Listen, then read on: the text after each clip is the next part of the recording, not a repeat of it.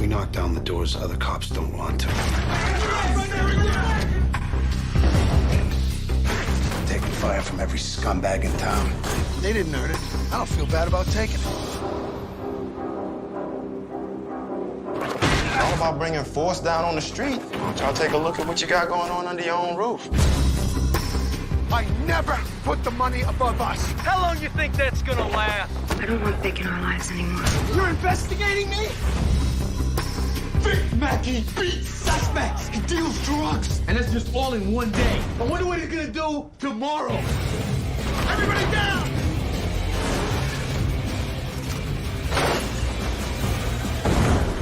Hey, my day's just getting started.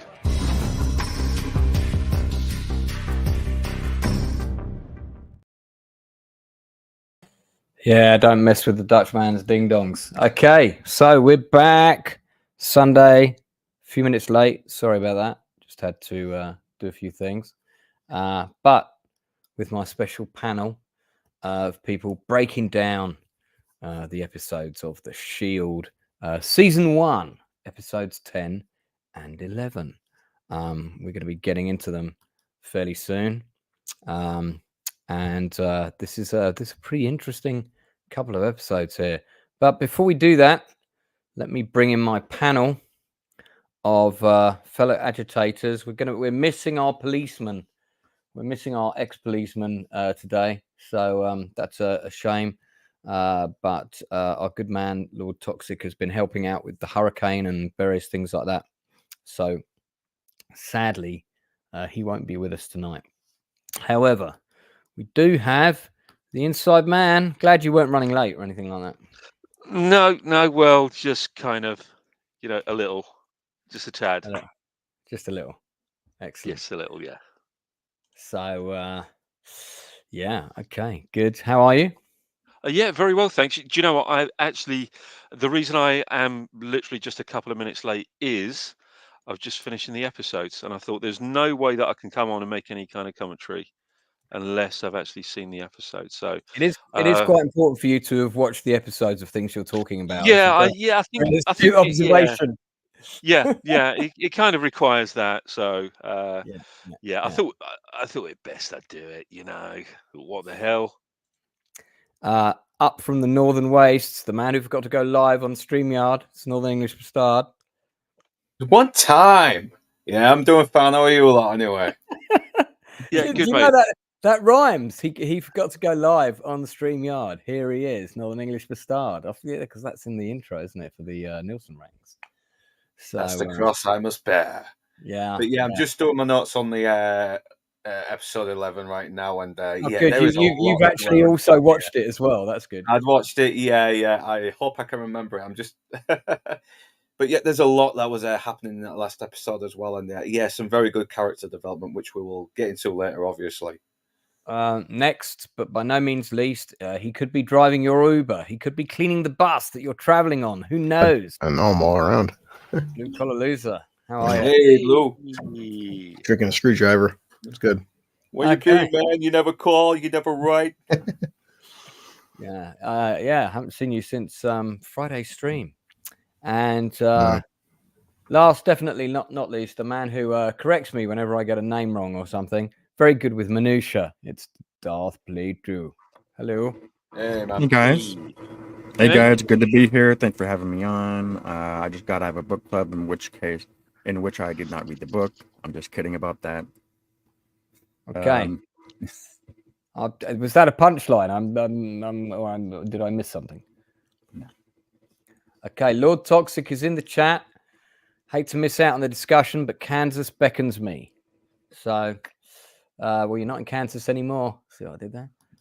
Hey, Louise is here. Just watched the last episode of the last season. Stopped after 5 minutes. Paid 2 months of streaming service for nothing. Last season is such a Greek tragedy. I couldn't gather the courage to watch. You've got to watch that last episode. Why don't you save it until we get there? So possibly around this time next year, and you can watch it then. But it's you can't invest all that time and not watch the last episode. People are very divided over how the show ends, but we'll save that topic for when we get there. But in the interim, let's get into episode 10, which is called I believe it's Dragon Chasers. Is Mhm. that right? Yeah. Episode 10 is Dragon Chasers. Very interesting episode. And notable for a number of interesting acting cameos. It brings one of the main story arcs from season 1 to a conclusion, and we'll get into all of those things. If you're new to the channel, don't forget to like and subscribe, all of that kind of stuff. Do leave comments in the chat. We'll try and get to as many of them as we can. If you like the show, tell us what you like about it, what you think about it. If you've got a favorite character, tell us about that too. All right, so we open with an undercover investigation that the inside man was taking part in at a pole dancing club. Oh, wait, sorry, that's notes for a different day. Vic and co are at an undercover pole dancing club, and they're doing a sting because someone's been beating up the punters. So Vic is sort of, the episode opens with Vic getting a lap dance and paying for some extras which take place in the alley outside the club. Meanwhile, we cut to Julian and Danny, who suddenly come across a guy also masturbating in an alley. One of those days. Yeah, played by the actor As you do. Michael Kelly. Mm. They don't actually bring him in. They serve him a warning. And then they go on their way. Meanwhile, Vic gets a phone call. He has to leave the sting operation because Connie, his hooker friend, who is also an informant for him, once more is dragging him into her problems. And this time her problems are big. Her mother's just died. Her mother normally looks after her baby. She no longer has that dependent source. She has to detox, otherwise she's going to lose the baby. So Vic agrees to look after the baby while they help her detox from her heroin habit. Meanwhile, Aceveda is showing a reporter around the barn. So reporter of Hispanic descent, I think it's fair to say. And in the break room, Danny and Julian are talking to some of the other officers. They mentioned the wanking incident, and this catches the attention of Dutch and says, where did this take place? When they give the address, he realizes this is just a couple of blocks away from where one of his prostitutes has been murdered by the supposed serial killer that he's trying to track down. Fortunately, they remembered the guy's name. The guy's name was Sean Taylor. We cut to Vic with Connie. He's putting her into detox, keeping her in her house. They've basically got to keep her there for about 3 days. We cut to Shane with the penis flytrap. This blonde lady in the dance club, where Shane says, where she asks Shane if he's getting turned on, and he says, yeah. that's 9 inches of yes, darling. So Ronnie and Lem are in the van, kind of listening to this. Ronnie's being ribbed by Lem about how his chat up game, talking about his golfing scores, possibly not the best way to go. Yeah, I'll have to remember not to use that tactic. Yeah. So meanwhile, a transsexual hooker is put in the cage against protest with the other men. They break free. They have a fight. Danny is bit, and then Julian steams in to bash the assailant, only to cover Danny in more blood. And so Danny immediately has to go and get PEP, or what's known in this country now as PrEP. So now this is interesting because, of course, this show was shot in 2002. Yeah. Where, the knowledge about HIV and medication very, very different back then. People weren't 100% sure of how long the medication was going to be effective and so on. So to mention now that if somebody is on PrEP, they are completely uninfectious. Can't give it to you. Can't catch anything from them.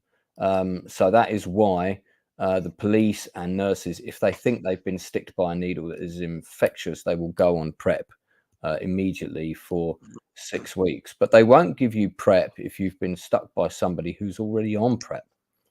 So there you go. Shane, meanwhile, is falling in love with the penis flytrap, whose name we now know is Tulips, although I think penis flytrap's a better name. Dutch goes to visit Sean, the suspect, and finds that he works in a car workshop where he mainly installs car radios. And as he's talking to the guy's trying to do sort of like a reverse psychology thing on him, which only makes Dutch even more interested. So Vic, meanwhile, takes the kid back to his wife's house, Connie's kid we're talking about. So obviously she's not very pleased. Dutch talks to Claudette. He says he thinks that Sean Taylor is the serial killer, cites various tenuous reasons why, but it's basically just a gut instinct. Meanwhile, Connie is drying out in the flat. And she's actually, there's several interesting things that happen here. One of which is that she says to Vic that she loves him. And she starts talking about other things as well. And Ronnie's like, what is she talking about? Oh, she's just high, just ignore her. But she actually means it when she says that. Aegis, thank you for the new subscription. So Tox is not here today. He was helping out in the hurricane, mate. So helping out people in trouble there. So he's got a very legitimate reason for not being here today, but he is in the chat as he's like, lifting trees and things like this. So okay, let me go back to my notes. Yeah, he's adamant he's the guy. He's sure he's the guy. So meanwhile, Shane interviews Tulips, and she says that the scheme is all her kind of domineering boyfriend. It was his idea, blames it on him. He's been robbing people left, right, and center and forcing her to take part. Meanwhile, Dutch and Claudette in the other interview room question Sean, asking what he does. We find out that he's super intelligent. He turned down law school. His mother died, and there was a hunting accident where his best friend was killed. So Dutch has done a fair bit of digging on him. So Dutch's main question is, why do you install car radios for a living when you could have a much higher paying job? And he is certain this is his man. Connie, meanwhile, goes through withdrawal, starts talking about the time when she shot the guy and Vic sorted it out. Ronnie's like, what is she talking about? Oh, she's high. Don't listen to her. Back in the barn, this woman starts, and her name is Teresa Valdella, is the character or actress, tries to talk to Claudette about what it's like working in the barn. Is excessive force the norm? She's really stirring the pot. She's really trying to get Claudette to drop Acevedo in it, but she doesn't bite. She gives really clever answers. She's a seasoned professional. Lem and Shane, meanwhile, are arguing over whether it's Tulips or Carl that's guilty of the scheme. Lem knows it's Carl. Shane's penile tells him it's Tulips is innocent. And Lem knows it's Tulips. So basically, Shane is thinking with his cock when it comes to this sequence. Julian and Danny have a conversation about HIV meds. Again, she's now on the PEP. And it's making her feel woozy because there would have been side effects with the medication back then. Frank Grillo and the guys are trying to bond with Julian, and they're suggesting that the trans assailant should be given a blanket party. Danny doesn't want any part of it. That is Frank Grillo? I thought it was. Okay. Yeah, that's a young Frank Grillo. I thought so. I'm like, is that? I wanted. All right. Yeah, this is one of his first acting jobs, actually. Yeah, because I've never seen him clean shaven. That's why. Yeah, he looks so young here, but yeah, that's him. Yeah, so then we've got Dutch and Claudette back in the interview room, and he's kind of saying, yeah, keep that still up for a second. And Sean has been analyzing Dutch, and he says, these are all the things that I've learned about you. Craves respect, fantasizes about being well liked, yet shows no outward manifestation of his low self-esteem, feels ignored, unappreciated, inadequate with women. The funny thing is all of these things about Dutch are true, which is pretty interesting. Yeah. So then, and he says, you know, basically, you're the same lonely kid from high school. That's what he says to him. That's what it comes down to. Vic goes back home, takes the baby. Corinne confronts him and basically says, look, is this your son? Vic denies it. He recounts the story of how he first met Connie, that she got beat up and by other hookers on the street who were of a different nationality. Gave her his number, said, you know, contact me if you ever get in trouble. Next time they met, she was 6 months pregnant and high on drugs. He left out the bit where he slept with her, of course.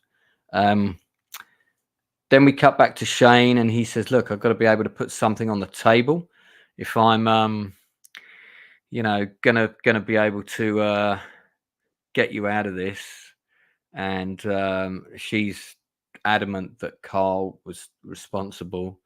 So she's like, well, what can I put on the table to convince you otherwise? Julian has a conversation with the transsexual who admits they are actually HIV positive. They got it in jail. They were thrown in jail because of the cops. Therefore, they blame the cops.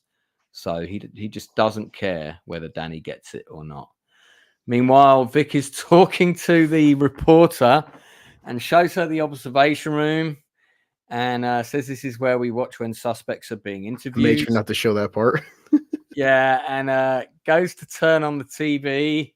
And there's a shot of Shane banging tulips on the table in the interview room, and Dutch quickly cuts to the other room before she sees, literally with like half a second to spare. Aceveda arrives just as she's stirring the pot again. She's looking for dirt on him and Vic. And so they kind of agree to a sort of informal truce here. And he's, you know, then they're not at peace with each other, but he says, look, we're going to try and make this go away. The enemy of my enemy. Yeah, exactly. The enemy of my, you know, the enemy of my enemy is my friend kind of thing. So the cops, meanwhile, encourage Julian to take part in the blanket party. Look at that picture, Lance. Jeez. Yeah, Frank Grillo. There he is, the Punisher.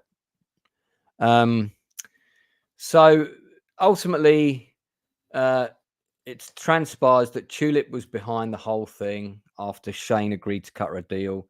So Shane goes to see Tulips and basically says, look, well, I'm afraid everybody's testified against you. And she offers to rat him out, or she actually threatens to rat him out and says, you know, I've got a whole load of cum juice in my snatch. So, yeah, which is pretty interesting. And we've got Ronnie and Connie. Connie's almost through her withdrawal, but she kind of outwits Ronnie and basically lulls him into a false sense of security and gets away. Steals his money too. Yeah. Meanwhile, in the break room, or one of the break rooms, Shane and all the cops are watching Dutch being taken down by Sean. Sean is kind of sort of embarrassing Dutch in front of everybody. Yeah. We cut to Aceveda, Vic, and the journalist. And they basically sort of confront her together, saying, look, we're a proactive force. Vic backs him up. When suddenly, boom, she drops this clanger. What about this alleged rape of a 21-year-old white girl 10 years earlier? And suddenly, like, he realizes this information's being said in front of Vic, his mortal enemy. Yeah. She's now giving him ammunition. So pretty terrible sequence. So even back in 2002, Lance, remember the key word is white girl. She just has to toss it in there. You know? Yeah. And she's a Mexican reporter as well, so she's you know. Dutch comes back into the interrogation room. Sean is sleeping. Everyone has gathered to watch. Dutch says, you know what it is about me is I like to solve puzzles. And he says, here's what I know about you. And he wipes off the stuff on the board about himself, starts to talk about it. Everybody in the Observation room is watching. Suddenly, Dutch seems to have the upper hand. Says, "We got a search warrant for your house." Sean's not bothered. He says, "Yeah, but we got a search warrant for your aunt's house." It's like, "Oh, you can't do that." "You can. We can, because you co-signed the lease, and that's how we found 2 bodies in the crawl space underneath the house. How many more are we going to find?" And then the game is up, and he says, 17. Yeah, because I ran out of room under my aunt's house. So I actually killed 23 people. I had to leave them where they were. And so Dutch has nailed him. He's found the serial killer. This is actually the guy. When Dutch comes out, everybody's like, can't believe it. Some people are applauding him. Vic goes up to him and reminds him when he said, "I told you we were going to get this guy. Well done." So Dutch gets his moment in the sun. Vic then spots Tulips leaving, confronts Shane about it. Is really annoyed that basically Shane fucked up and they had to force her to go, and now she'll be back at it with somebody else. And Shane's defense is, well, Lem is still banging Tigray, so we know Lem is still seeing the Hispanic gang bang a girl. It's like, yeah, but I really like her. Ronnie arrives back. Connie's gone. Meanwhile, we cut to Aceveda at home with Aurora, his wife. And he has to have a heart-to-heart conversation with her and tells her about what happened with the ex-girlfriend, that he had an ex-girlfriend when he was at college.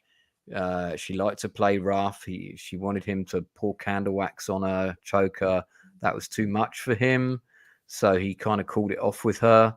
And then she accused him of sexual battery, etc., etc. Ultimately, the charges went away. But yeah, and he says, "Look, I'll back down from the election if you want." And she says, "No, let the bitch come after you." Connie turns up at the station, hires a kite. Lem has the baby. We know she's going to lose the baby, and then she walks away. Juliet is then offered the blanket party by the other cops. And so when the trans prisoner is being transferred, they're put in a van, covered in a blanket. Him and the other cops go in and they basically get their nightsticks out, beat the shit out of them. Julian completely loses his shit. Basically, all of his anger, his homophobia, his self-loathing, all pours into that nightstick. And if others hadn't pulled him off, he would have killed them without a doubt. Dutch comes out from his shift, goes into his car, and he cries, breaks down, cries. And that is the end of episode 10. Oh, so much to say. So much to say about this one. So much to say about this one. I've got a question for my panelists before we do the usual topics. So you can answer this each in turn. Blue, you get to go first. Why did Dutch break down crying? Lance, it's funny how everyone here, you mentioned TV shows, your favorite episodes, and even now not watching the show for 15, 20 years, this episode always stuck out because of that, because this guy tore Dutch apart, and Shane, everyone, they could all see Dutch being torn apart, and he knows it, and the serial killer knows it. But yeah, like you said, when he first puts up the drawing board right there, he can just read Dutch, and for the first time in his life, somebody like really gave it to him. And also being great job on Jay Carnes, because the acting at the end, like he had to cry by himself where no one could see him, because Dutch puts on his persona. Like, he's invincible. He wants to be popular. He's cool. He's a cool kid. The guy is extremely insecure. And he showed it right there. But yeah, I mean, this guy read him up and down and just laid into him. And yeah, like he saw through Dutch's bullshit. Yeah, that's basically, he got to him. Yeah. He had him nailed. And even though Dutch in a way was kind of using that to buy more time, and he nailed the guy as a result. He absolutely got him down to a T, and it broke him kind of in a way. Oh, definitely. You also think it could be because he finally solved the case, but it doesn't really matter because the little girl is still dead. Do you think that might have had something to do with it as well?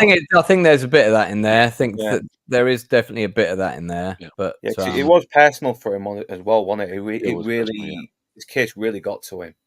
Yeah. And also Uh, being confronted by his, actually having to confront his own insecurities and inadequacies, that being pointed out to him. He obviously knows that everything that Sean said to him was absolutely true, and it's probably one of the first times where he's had to confront it head on himself, hearing it from somebody else, knowing it, but realizing that other people can identify that as well. But I think it's a combination of both, actually. I think it's a combination of that, and the fact that the girl is still dead. The fact that it's also a sense of relief, knowing that um, he's actually solving this crime. This one guy has been going to be put behind bars, but also that coupled with that kind of sense of sense of inadequacy. yeah. You know. Darth Plato, you were going to say something before the others rudely jumped ahead of you. Oh, that's all right. My response is, well, I want to be careful what I said, but I don't want to gainsay what Blue Collar said because I think there's a lot of that is valid. That I think it did affect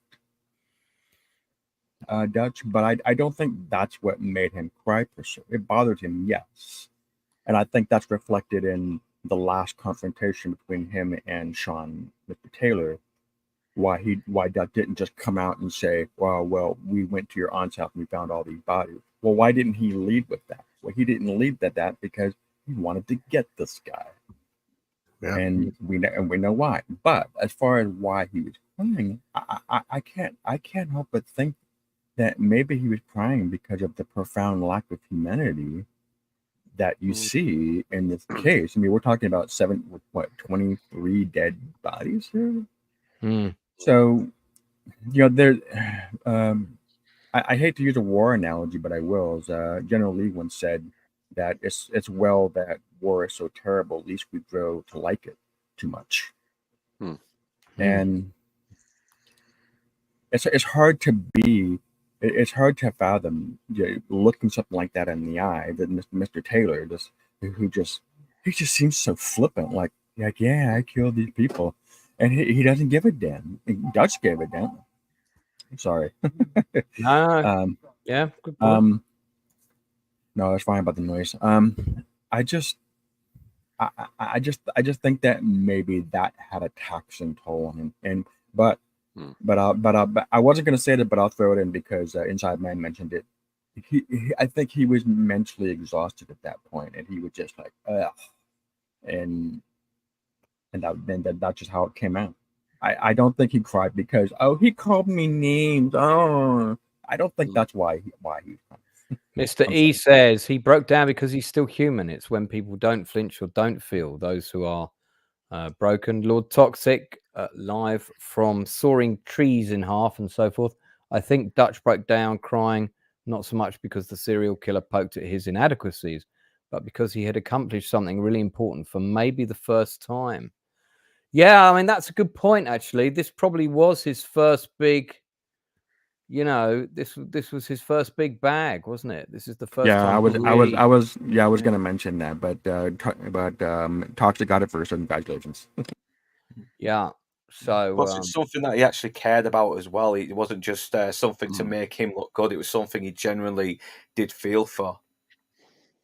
Yeah. So I would debate that. Dutch, so far, we're in episode 10. Every episode, he's always got to be the smartest man in the room. And he takes pride. He looks down upon the strike team and other cops. Dutch, and so far, he actually, except for his one misstep, he's always catching these guys. So far, he's like 10 for 10, except for the one serial killer. This is the first perp that just gave it back to him. Dutch is always breaking down these perps, and he's bragging and smiling how much he's smarter than these perps. The first guy just tore Dutch in half.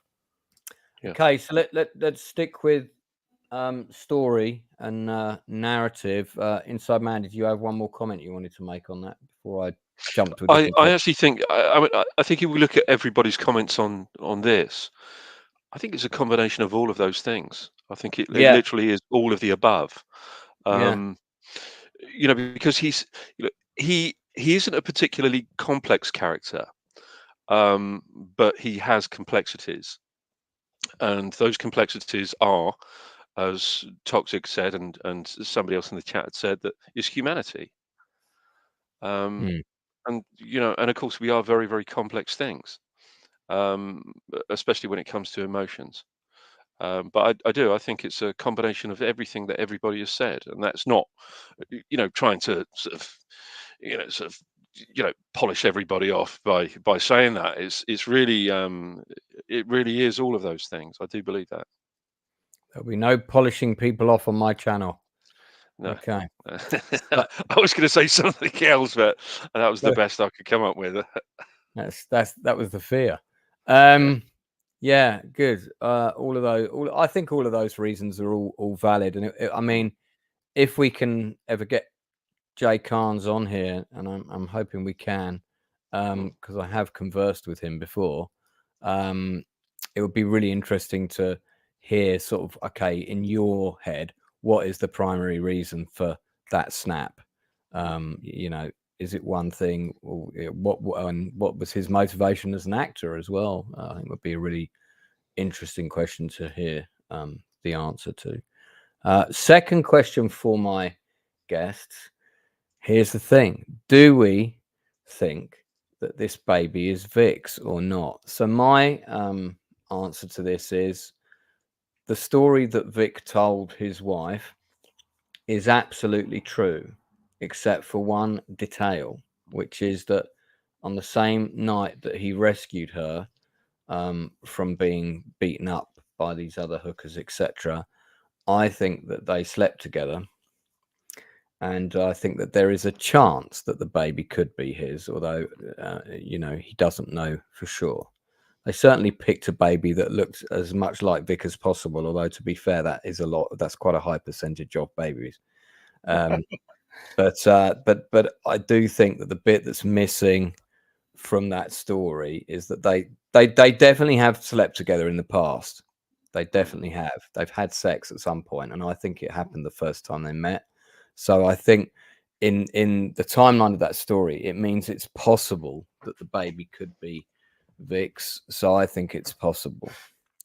And it might be that he believes that it might be his and feels a responsibility. But the rest of the story, I think he told his wife is true. Well, yeah, because when the wife asks him, "Is this baby even yours?" he doesn't even say no.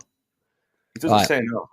I was going to say we'll go from bottom to top this time, but seeing as Northern barged in, I'll put him at the bottom so you can carry on. Just contributing.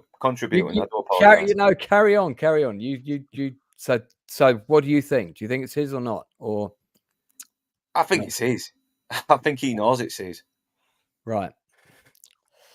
Yeah. I'd be interested to know people's views in the chat. Hello, Louise. Didn't think it was his child. She's not so sure. Inside Man. I think he definitely suspects that it's his. I'm not, he doesn't know 100%, but I think he has a strong sort of leaning towards the child being his. That I think that came across really quite well.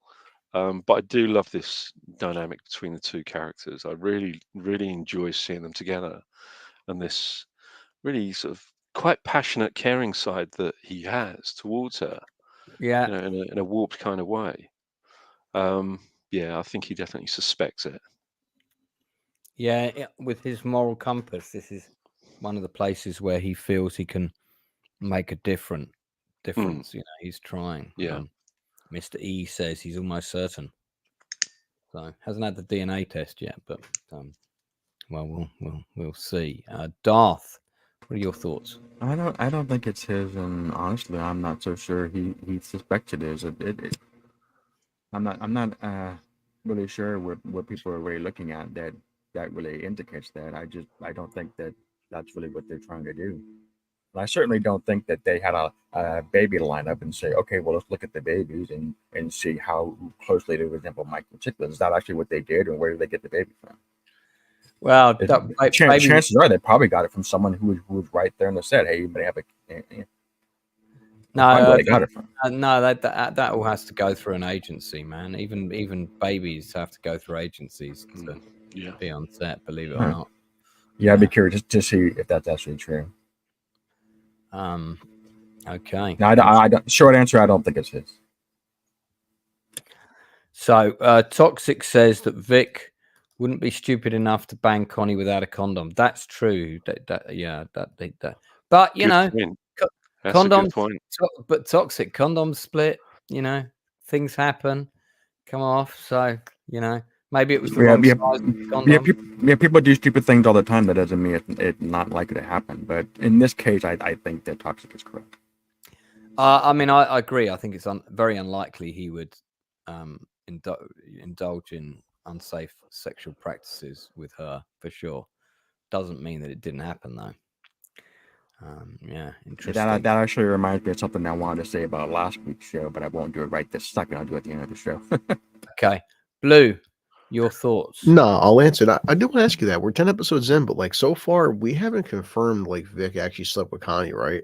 Is it's still up in the air? No, it's all you have to make your own mind up. My view is that they have had sex at some point. Yeah, I'll just play devil's advocate because I look at as the story you told Connie, his wife, that Vic does have his moral compass. It's kind of over the place, but walking in, seeing a pregnant woman getting beaten, and she tried aborting herself, and I take it so far as 10 episodes in that Vic just really pities this woman and pities this kid.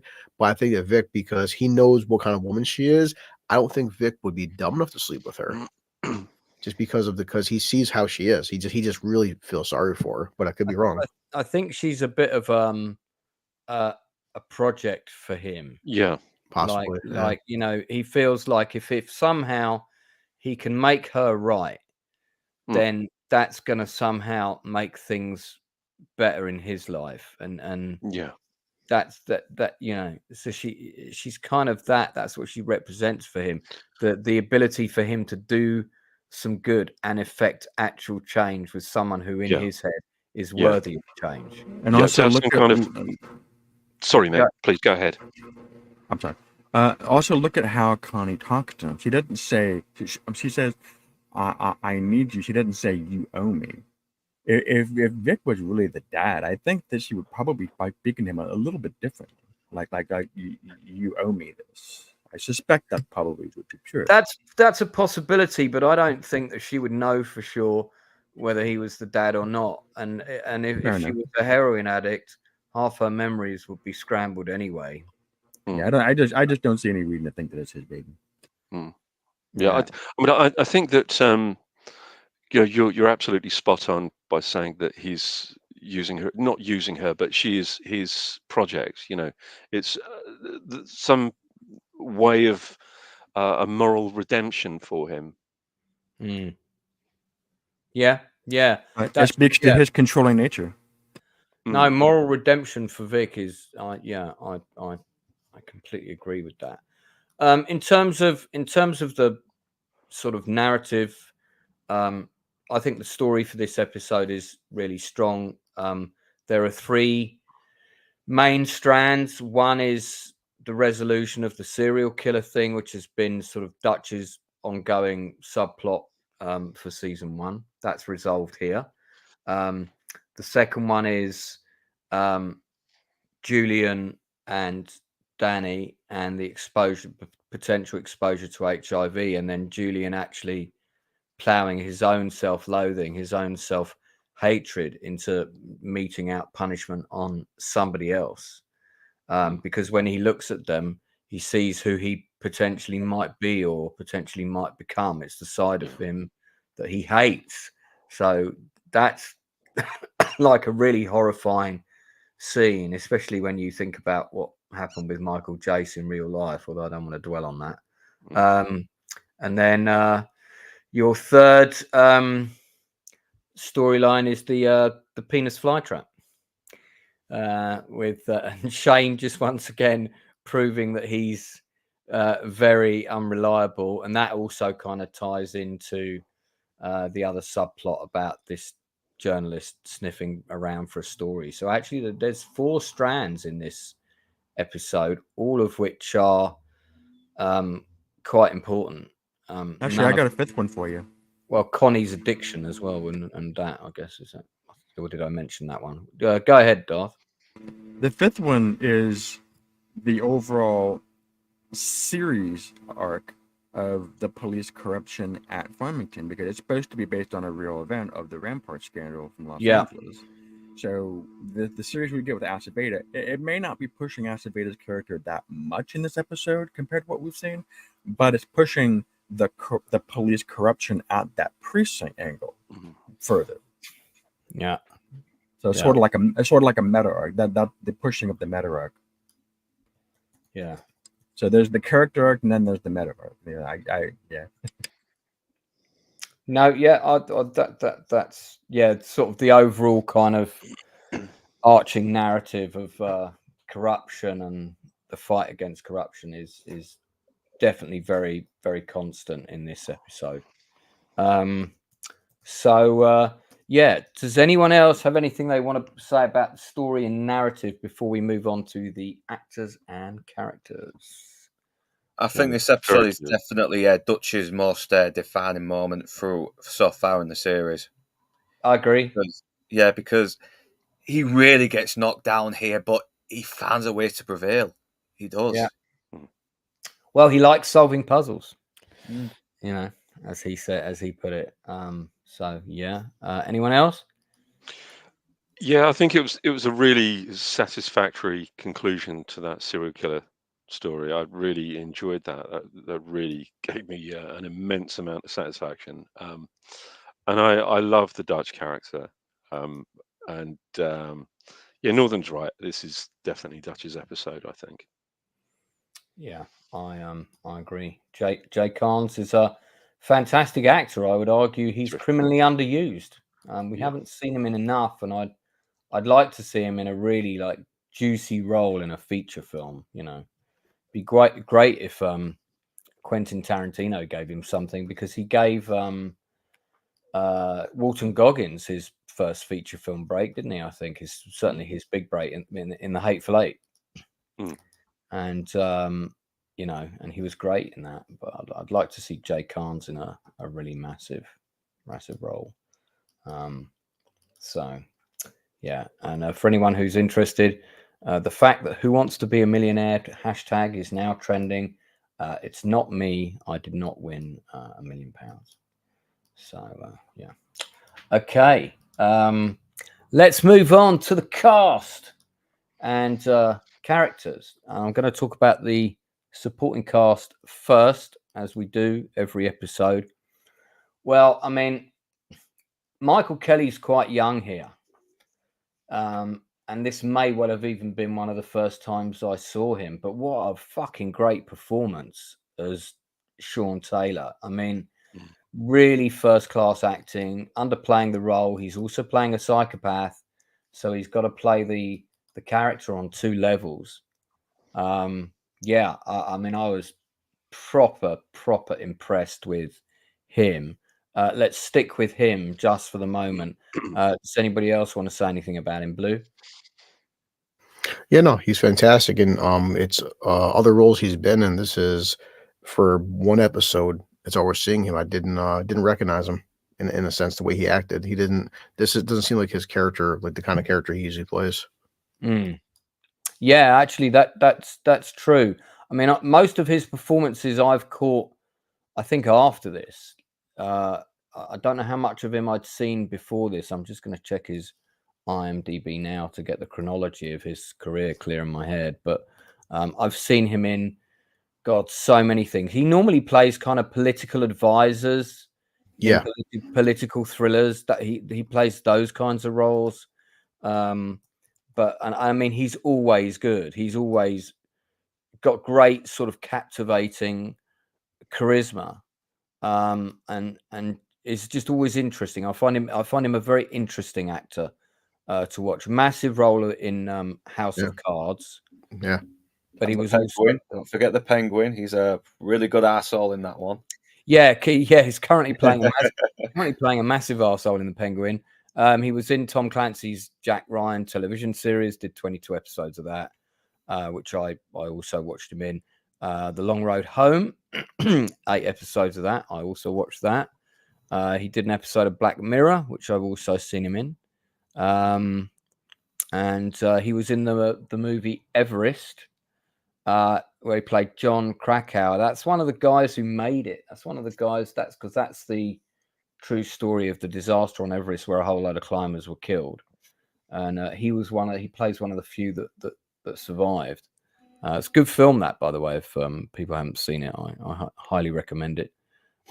He did 7 episodes of Person of Interest, done all the usual kind of Law and Orders and that sort of thing, Criminal Minds and so forth. I'm just trying to see. So before this, I think around this time he also did a Law and Order. But before The Shield, the only thing I would have seen him in would have been the movie Unbreakable and Man on the Moon. I saw both of those. So this was actually only like his 6th edit. This was his 6th credit, and I think probably this was probably the first like really meaty role that he had on a guest spot. So, I mean, pretty good role for the show reel, I would say. So it doesn't surprise me that after this his career took off pretty quickly. Which character was he in Unbreakable? He was, I mean, minor role. He was like the doctor in the ER. He probably had like one line. So I would have seen him in that, but I don't remember him. In Man on the Moon, he was Michael Kaufman. So I think that's Andy Kaufman's brother, I think. Oh, yeah, he is. I see him now, yeah. Bloody hell, he's even balder there though than he is on here. Well, you know. Yeah, he was in the... I think he was in the Dawn of the Dead remake. Yeah, he was definitely in that. That was the first time I saw him. I remember actually seeing him in anything. So, full props to him. Definitely, I would say, of this season so far, he's probably stealing I want everybody to vote for their favourite guest actor at the end when we do episode 13. So you can start thinking about that today. He's probably it for me at the moment. He's probably in the lead of all the guests, and we've had some great guest cameos from people. But I think his performance is probably the one that's in the lead for me so far. Okay, so let's talk about some other people. I'd love to, I'd love to get Michael Kelly on for an interview. That'd be something. That'd be fantastic. We also have Nicole Hiltz, who plays Tulips in this episode. She's pretty devastating. Inside Man wanted to comment on her performance, so over to you, sir. What a voice. Let's just say I like her. That didn't sound creepy at all. Great. Okay. Let's like her. No, I like that kind of that slightly gravelly voice. I think that's really, really quite nice. And, I mean, she plays the sort of a deadly femme fatale in this pretty well. It has to be said. Yeah. And I would drink her bathwater, given the opportunity. Oh, okay. Yeah, that is not creepy at all. He just ramps it up to 11. Yeah. I'm hoping that's a euphemism, or maybe I shouldn't be. Blue, do you want to say anything about Nicole? I'm not going to drink her bathwater, but no. Did you think she was good? Let's have serious commentary here, please. Yeah, no, because it's like just yet again what a moron Shane is, and the fact that she played Shane like a fiddle. And just it's how she's the mastermind, because it's the cliche of like, oh, this is just a stupid hot chick where she's a moron, and like, no, she's played everybody, and then she just set Shane up where she basically got herself free because of her setting up Shane. But she was rubbing her hands on his ass. They don't do that for anybody else. Yeah. That's it. She was also in Austin Powers Goldmember.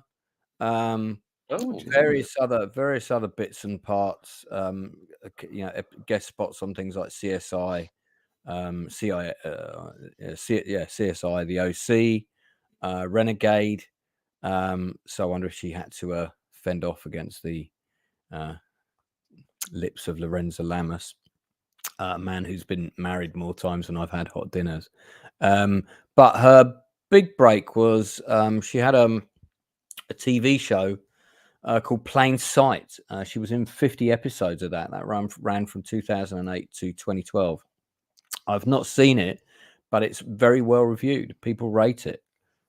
So that might be a show that I might add that to my list of stuff to watch. She basically plays a U.S. Marshal who's got to hunt down witnesses for federal cases in the Witness Protection Program, while also managing a rather dysfunctional family and her own personal life. So there you go. That's what the show's about. And Mary McCormack was the lead. Nicole plays her sister. So yeah, be interesting to see that. I think might check out the pilot of that pretty soon. Anybody else want to say anything about Nicole? Wormy Spoons coming in with an intellectual comment here. You wouldn't kick her out of bed for eating toast, or indeed any other reason. Yeah. Anyone? Okay, I can't really say anything that's already been said. Thanks. Especially what Wormy Spoons has just said as well. So I'm glad you agree with me. There we are. That's a good shot. Yeah, so I mean, your other guest actors in this, there's Frank Grillo on the right, of course, who we know goes on to have a pretty impressive career later. Took him a bit of a while to get there, but he got there. Connie, of course, we've talked about the actress who plays her before. She's absolutely fantastic. And then you have Aurora's back in for a scene. So these are all the other guest actors are all people that we are already familiar with. We've seen them in other episodes. But the one that we haven't seen before, I don't think, is Teresa Varela, the journalist who is played by Sandra Paporo. She was pretty good. Thought she was pretty good, and she's back next episode, so we'll talk more about her in a little bit. But yeah, she's pretty good. I think she's still acting now, if I remember rightly. Yeah. So last TV credit was 2021. And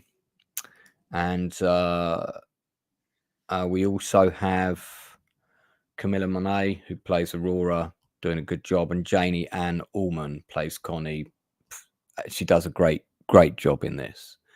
But I've got to give it to Jay Carnes for this episode. He is the standout actor for me in this episode, talking about the leading cast now. For me, this is his episode. He gets a great narrative in the episode itself. At first, we think, this guy might have got the better of him. And I love that back and forth. I think it's a great episode for Jay Carnes. So for me, he's the standout actor of the week. I have a feeling most of my panelists will agree, but let's find out. Blue? Yeah, same. I mean, everyone as usual, great cast. Everyone pulls their A game, Vic, Connie, but and our serial killer. But like just the scene with him breaking down the car. That's what got me. Like, man, first time we seen Dutch, the confident Dutch, the guy sarcastic. He's always messing with Claudette, calling Vic an asshole. The guy's smiling and he's trying to fit in with the cool guys. Dutch finally, after 10 episodes, crying his eyes out, and that's a powerful scene right there. Yeah, no, it was very good. Darth. Yeah, Dutch definitely is the top character for this episode. It's everyone's already stated why. I won't go over it again. Just to backtrack slightly a little bit, I didn't realize that Michael Kelly was the political guy on House of Cards. So reminded me of that, because I thought he was the best character on that show, and I thought he was the best guest actor for this episode. It was just the right mix of creepy, flippant, and just inhuman. Yeah, he plays it really well. You think he would Ted Bundy for real? Yeah, I the scene between him and Jay Carnes, it's two actors that really know their craft, and I'd love to know, again, if we could get either of them on the show. I would love to know, how long that was. Did they have much time to rehearse that scene? If so, how long? Or was it literally, let's just go in and do a take and see what happens? Sometimes either of those directions can get great results. It's a great acting duel, like one actor, and just dueling. It's great. Yeah, really liked it. And I love also I love the fact that at first, like, Shane gets everybody to watch because Dutch is getting roasted at first, but then that all backfires, and actually, you know, and even Shane sort of pats him on the back when he comes out. So he finally earns a bit of respect.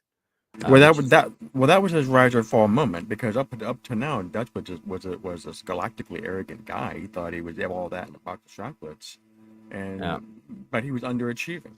He hadn't actually done anything. And if he crashed and burned that probably would have been the end of his career. Certainly at that point, people were already not taking him seriously. That really would have ended his career. But because he got it done, now he had something he can put on his head. Busted his serial killer. Inside Man.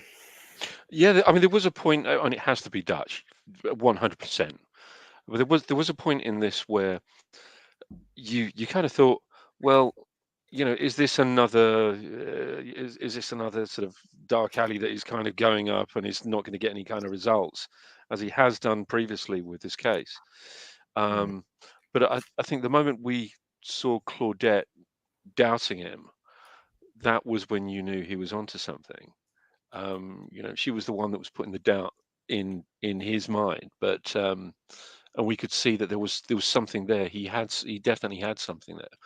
Definitely his episode. I think he's a terrific actor, a really terrific actor, and I agree with you, Lance. Criminally underused. Yeah.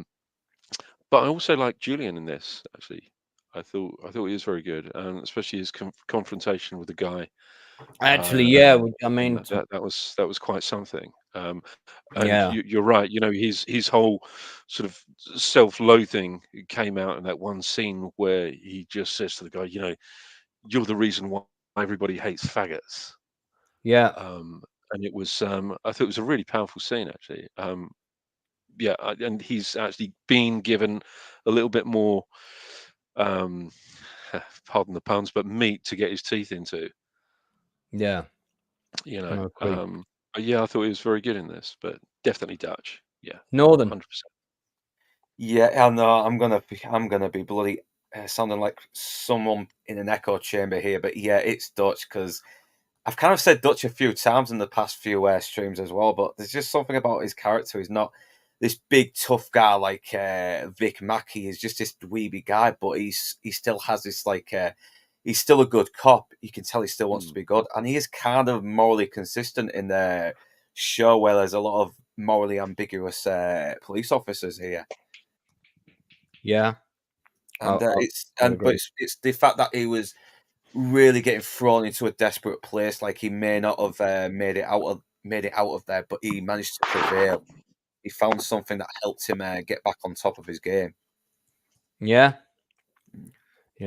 Agreed.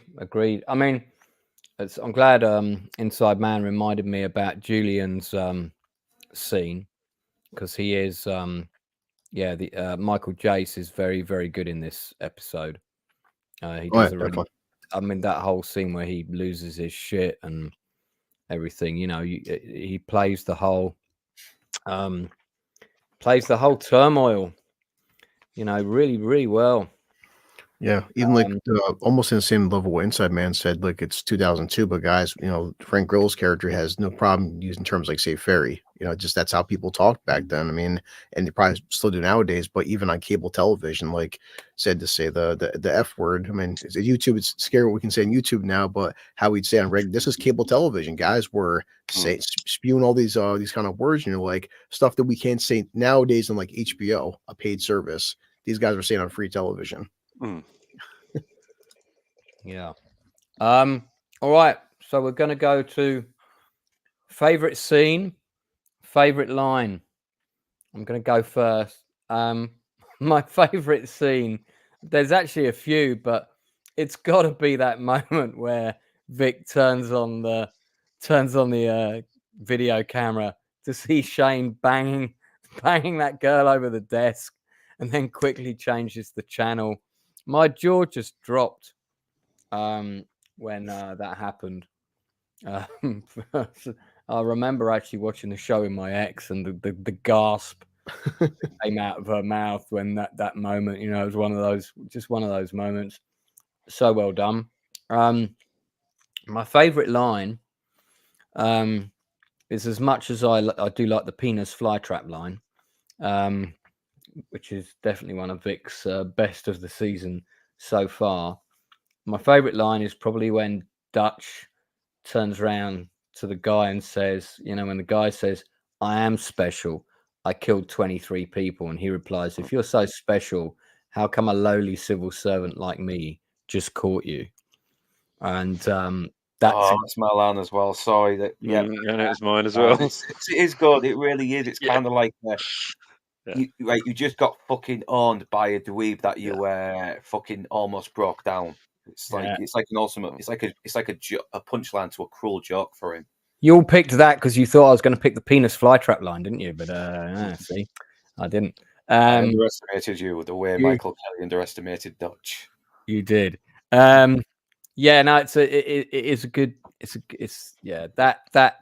I mean, I really like that moment as well. But so that scene is a close second. But just that the way that other scene is directed, it's such a good laugh out loud moment. No, it's funny references Lance where Vic looks at Shane. He's like, "Yeah, Shane, I was checking the camera footage. I know that we got the Spice Network in here." I was like, "I remember the Spice Network." I mean, we've got sort of like 2 or 3 real kind of boom moments. The other one is when the reporter suddenly drops that information in Vic's lap about Acevedo. The allegation of a rape of a 21-year-old. This is like gold for Vic. This is like ammunition he could use. He's like, you better go out the room, please. That's another great moment. But yeah, so that was it for me. Blue. Yeah, I hate to say it because the whole panel's we're gonna agree at the same thing, Lance, because it is this whole tit for tat between Dutch and Sean is just like, he's like, "Look at you, you're nobody, you're just a lowly detective, you're trying to fit in, and like you think I'm not special, but you're no one, and just all you are is some lowly servant." And the way just Dutch, like, because you can tell he's kind of struggling, he's almost in tears because he knows Sean's tearing him apart. But it's like, so if you're so goddamn special, how come me, a lowly civil servant like me, just caught you? Like, oh man. Yeah, so that's my scene. It's like it's great episode, but just right there because that was the final FU to him. Yeah, very good. Darth, good to see you, Sammy. Yeah, the best line, I think, at least the first thing that comes to my mind, is when Shane was getting really defensive. It says, "I didn't get my ass kicked. I got sucker punched." It's like, "Oh, sorry." Yeah. It's kind of a running gag on this show that Shane is just 2 steps away from a bottomless pit. Oh yeah, he's like a 30-year-old adolescent in here, Shane. He really is. Yeah, this is probably the most underrated part of this episode because you have the thing with Con and you have the thing with the serial killer that the whole thing with Shane kind of gets lost in translation. But it's actually how that plays out. It's actually pretty entertaining. Yeah. As far as the best scene goes, look, I can't take away from the serial killers. You're right. I'm not going to bother, but so I'll just mention this instead. Is the scene where Vic was with Connie and they were trying to hold her down because she was freaking out. Yeah. If you think about it, that's a really emotional scene. There's a lot of emotion in that scene. Yeah. Well, that's the scene going on. Especially him pinning her down and she's like screaming like I want to die because that's what real addicts go through, and Vic can't take her to the hospital, so she's doing this cold turkey because usually addicts to give them different medications like the anti-heroin medication. She's doing this cold turkey and like the physical, she's puking her brains out, man. Like damn, it's real tragic as well, especially when she gives up on her son because she doesn't feel she's strong enough to try and fight this. It's really heartbreaking. Yeah, okay. Inside Man. Yeah, well, exactly the same as yourself. It's as Darth has already mentioned, I don't want to go over the same ground and just by repeating everything, but yeah, I'd agree with you. That's yeah, it's a great line. It's a terrific line. Yeah, I did really like that. Northern, anything else? I know you already kind of said earlier that you want me to try and do it just to put a bit of variety in the stream. Well, that's your favorite line. Have you got a different favorite scene? Yeah, well, maybe when Acevedo had the reporter mention him about his apparent grape from 15 years ago, because it really does rattle Acevedo, and it does bleed into the next episode as well. You start to see him wonder if he's in over his head now, and maybe he's not tough enough to handle this kind of this part of the job. We find out a whole load of shit about Acevedo next Yeah, episode. I like the We'll little get into that in a interaction with minute. Sorry. Yeah. Yeah, Yes. very good. Okay, so time then for us to give it our ratings out of 10. This is a straight up 10 for me. No argument. Love this episode. There's nothing about it that I would have done any differently if I was directing or writing it. Yeah, I just think it's a great episode. Definitely one of the season's strongest episodes as well. I'd put it up there in the top three. Have to think about whether it'd be my favorite, but it's definitely up there. So Blue. Same as everyone just mentioned. This one episode has basically six alternating story arcs in one episode of a TV show, and we're invested with every character, every story arc in a 45-minute episode. It's like 6 mini movies. That's really hard to do. So definitely 10 out of 10. And like I said, Darth, whether it's Connery or Vic, but there's no story arc that wouldn't be my favorite. Dutch is my favorite, but if we had 6 different arcs, I'd be fine with that. Yeah, good quality writing in action once again. And actually, another story arc is you kind of see the strain again with Vic's marriage. That's also covered in this. Yeah. So that's another one. Darth. What was the name of this episode again? This episode's Dragon Chaser. Dragon Chaser. Yeah, I'm being somewhat facetious, but I think they should have called the episode "The Crying Dutchman." Yeah, really. That's good. That would have been it's a good title. Or they could have called it the Penis Flytrap. No. That's a 10. Solid 10. Excellent. Inside Man. 10. What can you say? It's a terrific episode. I mean, it's a bit of a high point, I think. After 2 episodes that I wasn't particularly enamored by last week, this is way back on form, I think. Yeah, brilliant episode. This episode is directed by Nick Gomez, which I should have mentioned at the beginning, and it's the same trio of writers: Ryan, Scott Rosenbaum, and Kurt Sutter, of course. So yeah, Northern. What do you rate it? Yeah, I give it a 9 out of 10. Fuck's sake, we had 4 10s, and you had to ruin it, didn't you? You had to put a 9. I was about to say, the first episode that's got 5 10s across the board. Ejector seat. All right, it's got me in a good mode. I'll give it a 10. It is. It's one of the best. No tape backs. Ejector seat. Yeah, it's under duress. So that's like a Vic Mackey change of heart situation. Moon door. Yeah. So 49 out of a potential 50, but still, so generally, this is a exceptionally good episode from all concerned. And there's the creepy serial killer face there for people to look at. Did we get that scene queued up, Blue, that I wanted? You said with the penis flytrap term. The penis flytrap line. Yeah. Yeah, I don't think I captured that part. I was trying to find it. It's near the beginning because it's like the first time like Vic sees her. He's got her clocked like straight away. Yeah, it's but don't worry if you can't find it. I just wanted to play that line. It's pretty funny. But okay, we'll move on. Let's move on to episode 11, which is Carnivores. And this episode is directed by Scott Brazel. Fantastic director. It's and sadly he's no longer with us. He passed away actually before the end of the show. He passed away in 2006, I think, around the time they were doing season 5, because that season's dedicated to him. So it's directed by him, written by Sean Ryan, Kevin Arcady, and Glenn Mazzara. So this is one of the few episodes that Kurt Sutter didn't write. which is interesting. Right, so I'll talk through the story, and we'll get into it. So yeah, let me just get some stuff here. Pop that up. All right. So, Carnivores, episode 11. We've only got 2 episodes to go, season 1. So right at the beginning, Rondell, who's a character that we met previously, is driving with Kern. This is a kind of gangster duo. One of them's a dealer, distributor. The other one's kind of his backer, but they're also friends from the hood. And their car gets shot up. We're not entirely sure by who. Could be a rival gang. Word on the street is it could be this gang of Muslims who've been preaching in the neighborhood, scaring off customers and so on. And and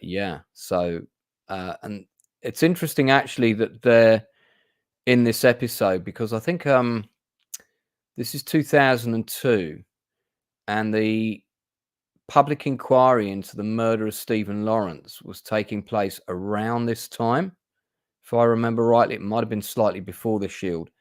And they were there at that public inquiry every day as well. The same group. So interesting. We'll come back to that. Meanwhile, Danny and Julian go and check out a shout. There's a South Korean woman is dead. Her husband's feet have been nailed to the floor with a nail gun. When the husband realizes the wife is dead, after they lift him up rather gingerly off the floor, he reaches for a nearby gun, which they forgot to properly secure, and he kills himself because his wife is dead.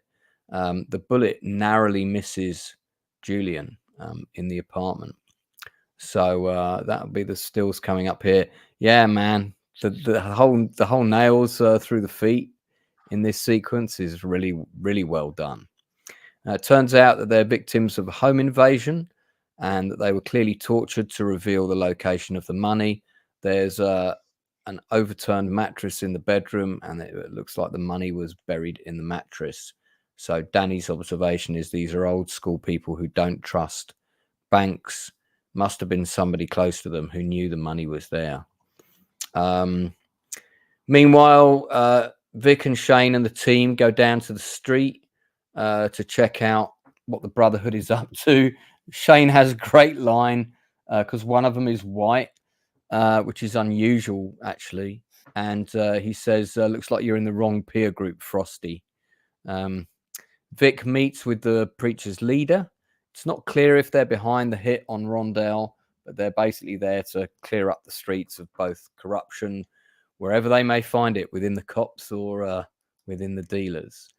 Dutch and Claudette are assigned to the murder at the home invasion.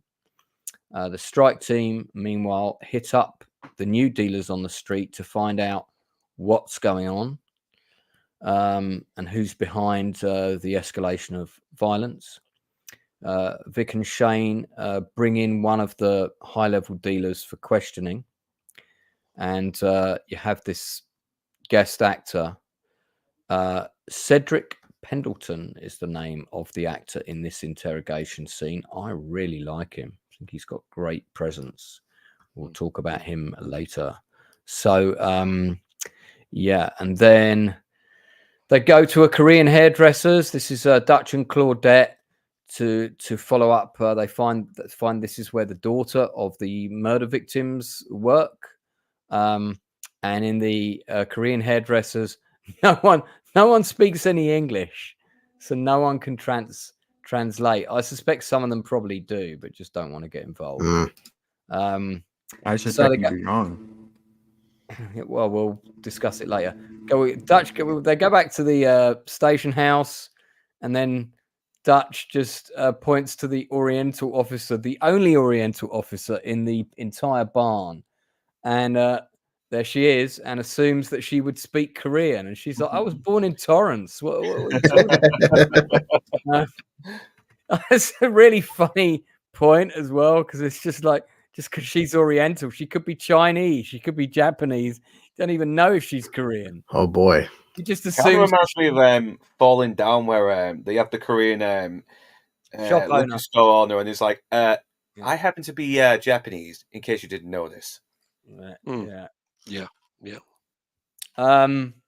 Anyway, so Acevedo visits his ex-girlfriend, Marie, who we heard about in the last episode. She is the woman who tried to press charges against him. Acevedo is adamant that everything that happened was consensual. She was basically a woman scorned when he dumped her, and he knows the reporter's sniffing around, and he's like, "What version of the truth did you tell her?"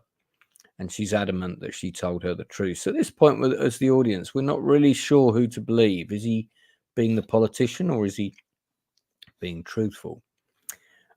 Meanwhile, the Muslims have been attacked, shots fired. Vic tells them to stay out of his way. He's going to sort this out, and they're like, no, we're going to be working together. So tension between them is high. The interview with the daughter, with a different officer who does actually speak Korean. Dutch feels like he's off his game in the interview. They're trying to find out who would have done it. They suspect it's going to be a relative of the family. Vic, meanwhile, gets some bad news. Matthew, his son, has been bumped off the list of the special school in favor of a big shot financial contributor to the school who's also got political connections. So if that goes ahead, unfortunately, his son will not get to attend the school of their choice. And of course, he's very upset about this.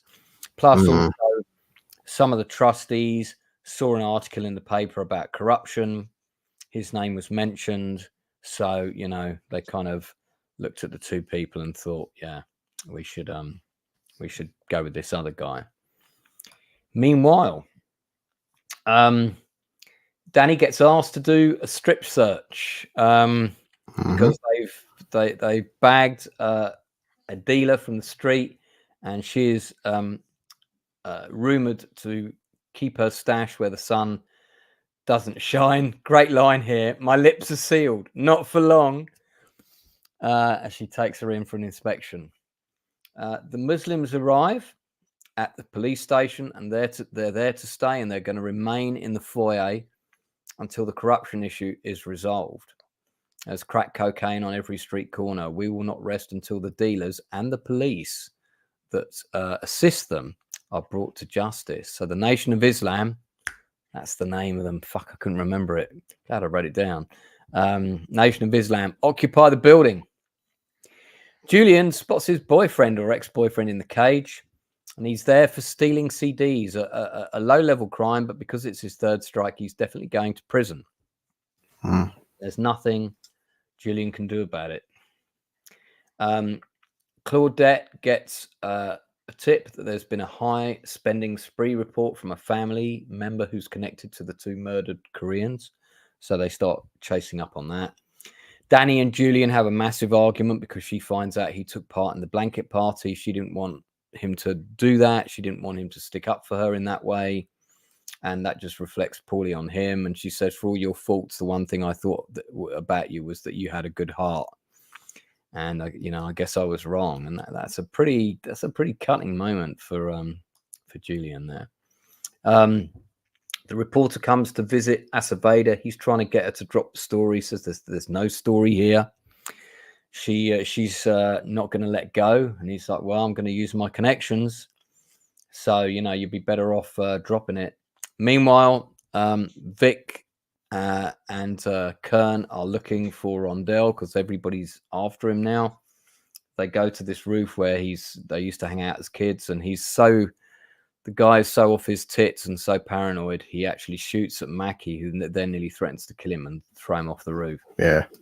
Acevedo, meanwhile, has the story pulled. The reporter threatens to go public. Acevedo has a meeting with his counselor guy, his sort of political connection guy, who tells him, not to worry about it. The worst case, we'll move you up to Massachusetts and then you'll come back again when the whole thing's blown over. Vic, meanwhile, has got all his guys looking into the people that run the school, the woman, the people that sit on the board of trustees, They're trying to get something on the person who's taken his spot, the family, but they're all as clean as a whistle. There's no outstanding warrants or anything like that. But he does find out that the principal of the school suffered a robbery, and her family heirloom, a ring, was stolen.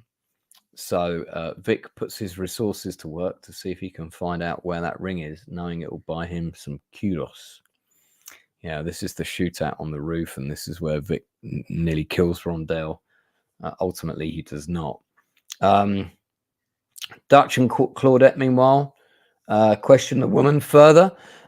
They know that family members are involved, cousins and their buddies and so forth, are basically going around stealing the money of their elders, and committing it through violent home invasions. There's another Korean home invasion, another cousin related to the previous one, and this time the kid who had his Xbox stolen, he realized who the people were, and he IDs them. So now they know who they're looking for. Yeah, Acevedo and his wife kind of, have a bit of a boom scene. His friend too. Yeah, and he confides in her that this woman's back causing trouble, so she expects him to take care of it, and her later probably as well. Julian and Danny are called to an incident where there's a graduation party. This kid has a gun. He's been firing it. He's had an argument. Julian pursues him. And then when he finally corners him, he holsters his weapon because he's got a death wish. It's a pretty powerful scene. After that sequence, Danny knows that she's got to confront Julian. So she says, look, I know you're gay. And he says he can't deal with it. He's not sure he can go on. And she knows that he put his life at risk, which means he's going to be putting her life at risk. And that's a big problem. Vic meets up with Kern, tells him that Rondell is out, even though Rondell's been Kern's best friend since they were kids. He's on drugs, which, by the way, happened because of what happened to him because of stuff that Vic did. So it's actually Vic's fault that Rondell is on drugs. But Kern can't take him out because they're best buddies. So Vic says, well, we'll let the street take care of it. I like that line. Meanwhile, there's a raid on the apartment where the Korean boys have been hanging out. They're all just kids. They're arrested. You killed your own grandmother to find out where the money was. And one of them says, well, I just wanted what the other kids had. So they wanted money to buy video games and shit. Vic gets the ring back for the principal, the school principal woman, gives it to her, and so I don't know how I'll ever repay you. And she says, well, you know how you can repay me. I can be a great asset to this school. Get my son back in. Vic also confronts the Nation of Islam. It's pretty testy. They know he's corrupt.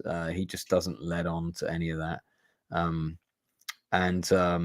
Acevedo goes and see his ex again, and she's like, I just want to hear you say the truth, admit what you did. And she's actually trying to record it for the reporter, but Acevedo is not falling for it. And then all the truth comes out. This was a pretty surprising thing because the script very cleverly toyed with us over whether he did or didn't do it. I thought that was very clever. Turns out he didn't do it. It was all consensual, but when he bragged to two of his friends about what happened, they basically then went and saw her and raped her. And he barely even remembers who these people are. So Vic goes home to be greeted by a smiling wife who tells him, what did you do? Matthew's in. And then meanwhile on the street, Claudette and Dutch get called out to a murder. Rondell has indeed been killed. And that's the end of episode 11. Okay, so dealing with story and narrative here. That there's kind of, I suppose, you've got the storyline with the Korean kids robbing their own relatives. We have the Vic coming into conflict with the Nation of Islam and the struggle on the street, and the fact that, at the end of the day, he has to have a working relationship with one dealer or another because that's how the street works. Otherwise, the machine don't tick over. So there's all those dynamics going on. Quite a lot about Julian.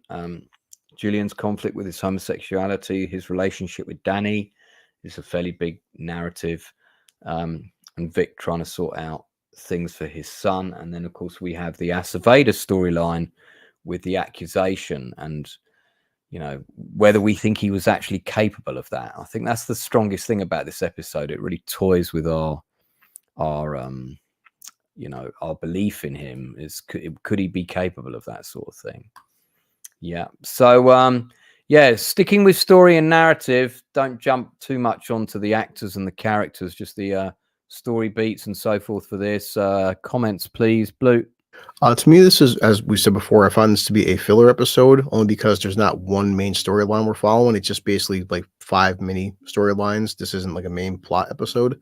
So it's just a filler, which is not a bad thing, but it's just a bunch of like random small crimes.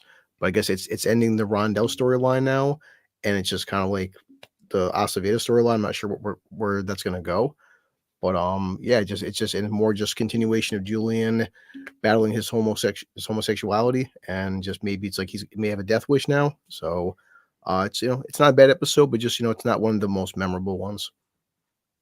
Darth.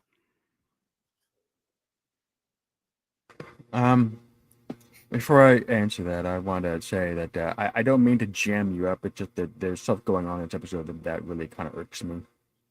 Okay. So I apologize for that. Yeah, Blue's right. It's basically a filler episode. I don't think it's a particularly good episode. It's not going to get a high rating from me. It has its moments. It does have its moments, particularly Julian, but we'll get to that. Also the important detail. What you're seeing in this episode with the Koreans, they're not just Koreans. They're North Koreans. That really matters. We'll get into that.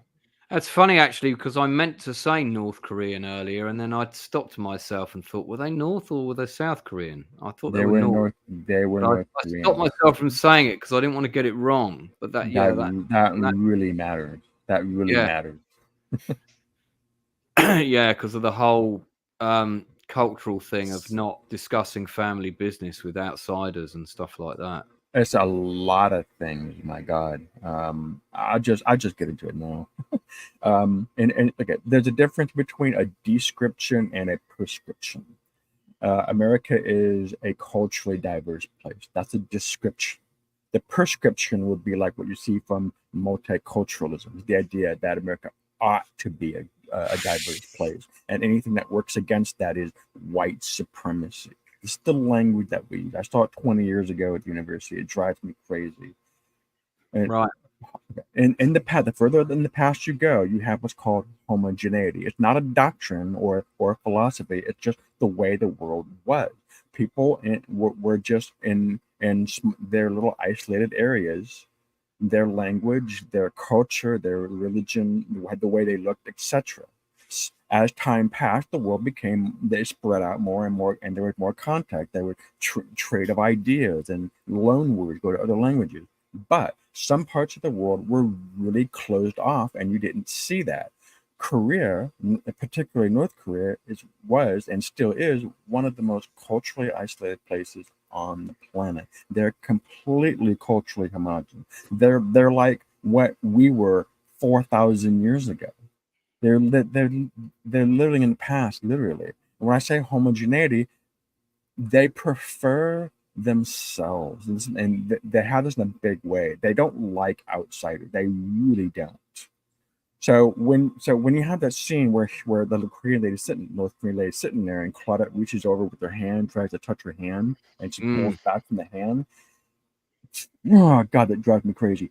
That is not racism. That is homogeneity. She's pointing back. I don't know you.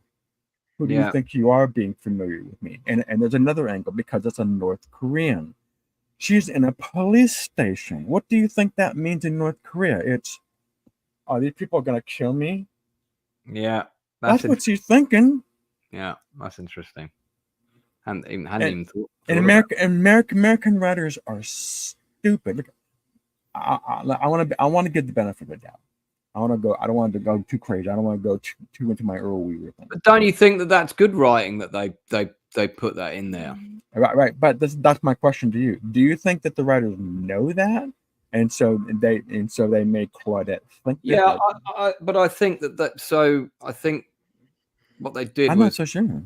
I think they probably researched it to a degree, and I think they're playing the characters like, well, the younger generation. That the reason they go on the robberies is because they see other people doing it and they want their shit, and they think that's how things are done, and they're all becoming westernized. So that's why that breakdown occurs in that family.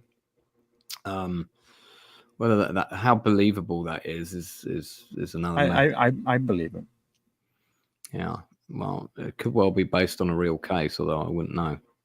It's Yeah, a shame he's not here to offer his. Toxic did have something important to say about the last episode. No one's going to pick. I got a yummy full of Georgia man juice. It was a good line. Yeah, it was a good line. No, I hear what you're saying, Lance. I want to be charitable to the writers of the episode, but I just can't help but think that maybe they just kind of dropped the ball on that. That is not racism when you saw that. Inside Man. Yeah, I just want to start actually. I think that they did research this. I'm pretty sure that they would have researched that to the nth degree. I mean, these are writers of a very, very high caliber, and I don't think they would have included something or excluded something had they not researched it thoroughly. I genuinely do believe that.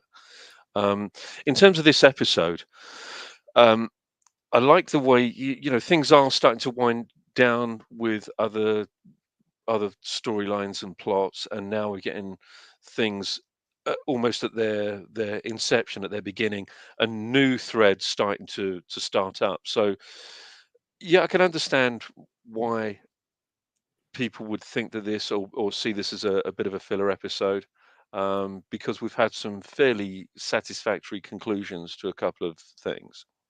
So now we have new things that are going to lead us into the second season. The threads that are going to be taking us into the second season. So, Yeah. and I think this is quite the perfect episode number in which to do that. I like the Aceveda stuff. I really like it. There is still a little bit of ambiguity there, I think. Maybe not necessarily. Maybe perhaps him misremembering things. Perhaps there is an allusion to that, or having a selective memory. But yeah, I liked it. I did like it. Liked it a lot. Northern. Yeah, I do like the fact that it does make Aceveda a bit more human while still sort of making you wonder, did he do it or didn't he do it? Because we are starting to see that there is part of him that does have a conscience amongst the sharp suits and the bureaucratic hypocrisy that he seems to have surrounding him.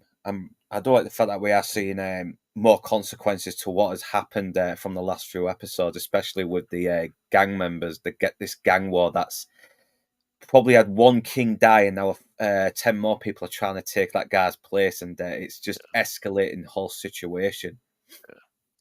Yeah, And I mean, yeah, the introduction of the character of Theodore T.O. Osman is actually quite important because he comes to have a major role in the show going forwards. yeah.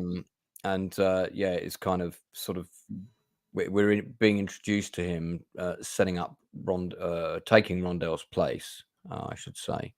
I really like that actor. I rate him. I think he's very good, really good. Back to Aceveda it's oh Christ, I've just lost my train of thought now. But I do like the little storyline with Julian as well. That he's aware that he's a hypocrite. He's broken his moral code. He's basically become the very thing he's tried not to be, and all because of his the fact that he's gay and he won't admit and he hates himself for it and he sees no escape, nearly getting himself killed. He is becoming a bit more sympathetic as well at the moment. And well, not the best episode. I mean, I think the bow tie gang kind of feel a bit out of place here, in my opinion. I know they're supposed to be Islamists, but they come across like something more like villains you see in a comic book or a Batman episode. It's especially Well, when have you ever seen them? Because I have. I've not seen a bunch of a bunch of bow tie gangs. I've seen them, and that's exactly what they're Oh, like. yeah. Yeah, They are exactly. I they really are. was at the Lawrence inquiry, and they turned up on the first day, like in force, and marched in, you know, and there were always half a dozen of them sitting there every day, all looked identical, all wearing exactly the same suit, ties, everything. That is what they do. Just Google Nation of Islam, and you'll see. Well, I've seen a lot of Islamists here, but they mostly wear like hoodies. They're mostly dressed like our gang members, tracksuits, everything. It's so yeah, Well, that's my ignorance called out. This is a very, very specific religious organization, if you like, or a subset of It's a black Islam. nationalist group. Really, yes, it is.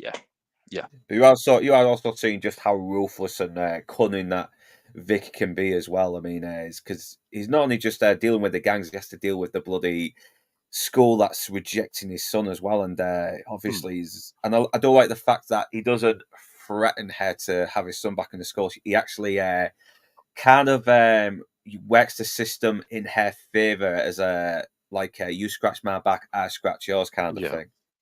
Well, he says a really interesting line, doesn't he? He says the police have the ability to solve any crime they want. They just don't have the resources, and they're not going to spend it on searching for one ring. But it just goes to show if he gears the resources, the crime can be solved. He is all about the quid pro quo. Yeah, especially where there's more quid for him. But yeah, absolutely. Okay, so hey, Lance. Yes, hey, Dar. I was going to ask. Did they have the Nation of Islam over in UK? Yeah. Oh, that's interesting. Yeah, they've got a chapter over here. Absolutely. I think they were more. They were bigger in the late 90s, early 2000s. I don't know. What about the Black Panthers? No, we don't have the Panthers here. Yeah, they were a black nationalist group in the 60s. The Nation of Islam they're not the same thing. They've been around for a long time, but they're a black nationalist group, not unlike the Black Panthers. Now, I'm aware of the different. All right, so Thurgood Marshall, who was the first black Supreme Court justice, he put it pretty succinctly. He had no patience for these people, the Nation of Islam. He just called them thugs. Well, I mean, they are. Yeah, they're a complex and controversial organization. Yeah, I would not call them a religious organization. I'm sorry, I'm not going to call them that. That's a front. Well, just as well, we don't talk religion and politics here. All right. So think Malcolm X. That's not too far off. All right, let's go into cast, and as per usual, we'll talk about the guest cast first, and then we'll discuss whose episode is this. So I mentioned a couple of them already, but let's. I'm just going to stop the screen here for a second. Got a number of Oriental cast members in this production, in this episode. Sorry, one of whom, June Kyoto Liu, who plays the daughter. She's been around. She's still alive, and she's been around since 1932. Wow! And she's the lady who runs the adult establishment in Big Trouble in Little China. You know, where he comes in and goes, "What I'm really looking for is a girl with green eyes," and she's like the madam. So it's the same actress. So that'd be the first thing I ever saw her in. She's been around as a jobbing character actress for a long time. And was even in Special Bulletin, which we talked about. That's interesting. So she's one of the reporters. That's right. Yeah. So great actress, also done quite a bit of theatre. Like I said, I can't believe she's still around. But yeah, Cedric Pendleton is a fantastic actor. Just like straight away in that scene, he had real presence. He's in 3 more episodes of The Shield. Now also quite an established producer as well. So still doing a bit of acting here and there. But yeah, I really like him. I really rate him in this. Rapper Sticky Fingers is back as Kern. And he's also predominantly an actor now, and he is also still acting and has a substantial number of credits. And I like him as an actor as well. I think he's got great presence. So pretty good supporting cast in this. You've got a couple of people with really small roles, like the other relatives of the family. Jonathan Higgins is in the episode as the guy who's brokering the deal at the beginning. I've seen him in quite a few things. He's a pretty decent character actor. 83 credits. Blood and Treasure. Not heard of that. That sounds interesting. So yeah, I do like him. Always gives a solid performance. Does anybody want to mention any of the other guest actors? Have I missed anyone? We've got Aurora. We've got the ex-girlfriend. I think that's Katie Bowyer. I think it's this lady. Yeah. Mention that the guy who plays Rondell is Zach from the Power Rangers. I don't know why I didn't mention it before. The guy who plays which role? Rondell. Rondell. Rondell, yeah, Zach from the bloody Power Rangers. I was like, oh, damn, I can't believe I didn't notice this last time. Yeah, we talked about him on another Walter Jones, isn't it? We talked about him on another episode when you had that kind of, and he's a pretty successful guy, still working. Yeah, he was the Black Ranger. Although technically he wasn't the Black Ranger, because aren't all the people in the costumes different people? And because I think they were using stock footage from the original Japanese Power Rangers. Yeah, and then they just shoot. They basically reshoot the dialogue scenes with an American cast, isn't it? Yeah. Which is good. He's done something called Life After Power Rangers. Yeah, I've seen that. Yeah, any good? Yeah, there's I think it's the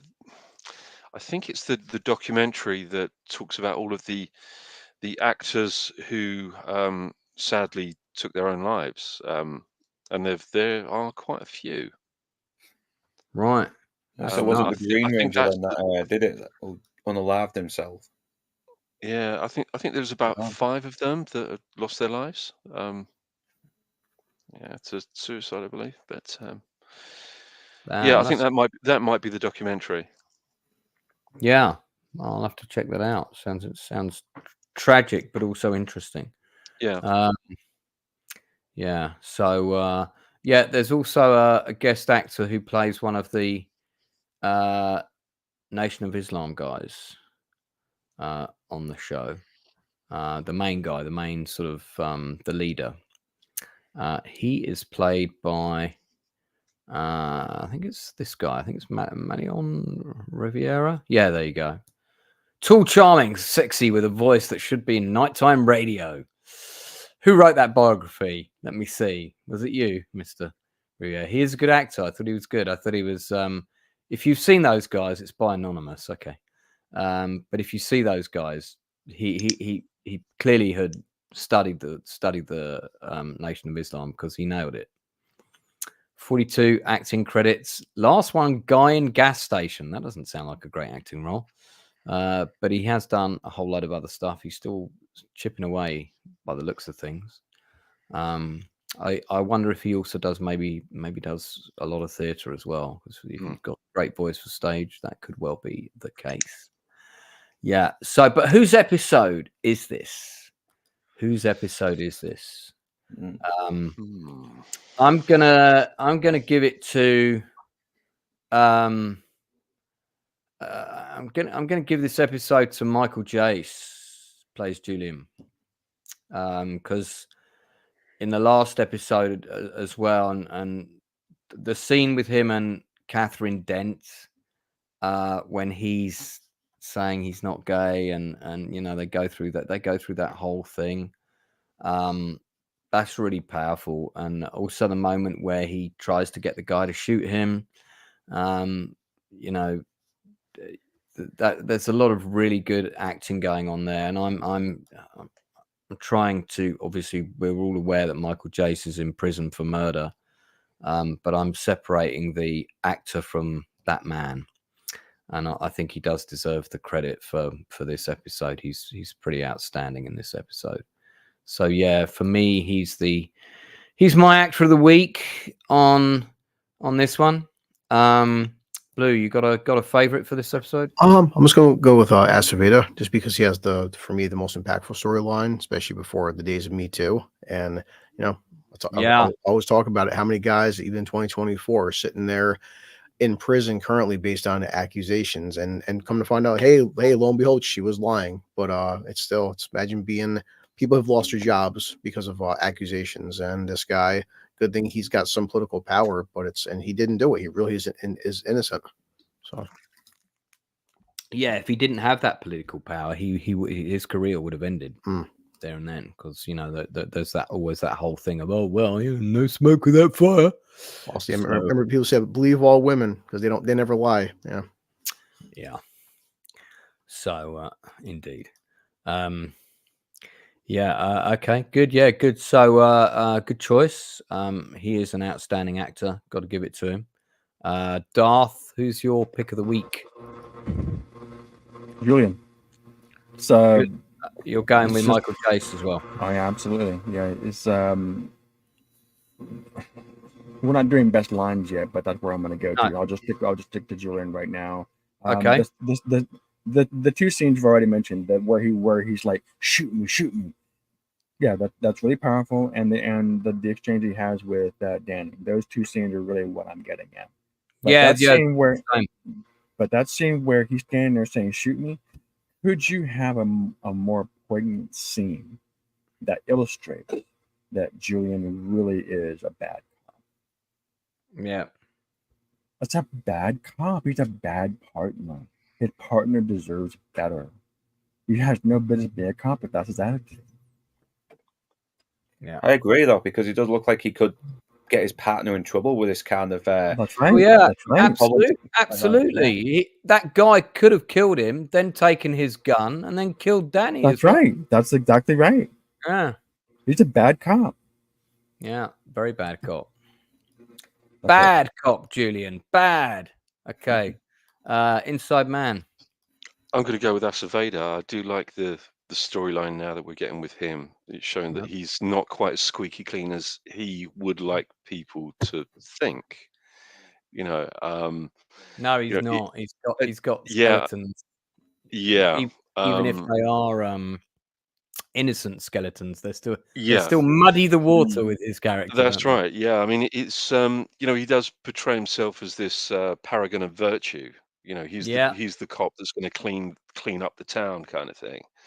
He's going to sweep everything clean.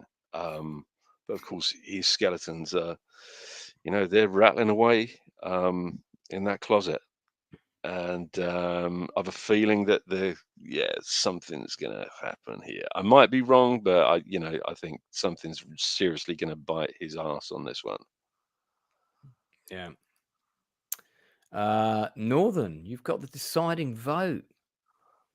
Acevedo, because he's kind of this guy who's, I'm gonna clean the streets, but he never really takes the time to focus on his own bloody misgivings, and like Inside Man said, it's really gonna bite him on his ass. But we are seeing a little bit of a bit more of a when he finds out that two of the guys raped that woman. He does generally seem to feel a little responsible for it, that in a way. But at the same time, he is still very self-serving, and he may not be as clever as he thinks he is, and he even starts to question that he may be in over his head, and that he may not be strong enough to take the flack that comes with the job that he's trying to pursue. And also once again, I think, he's been confronted by something that he has evidently dismissed and, thought it was nothing.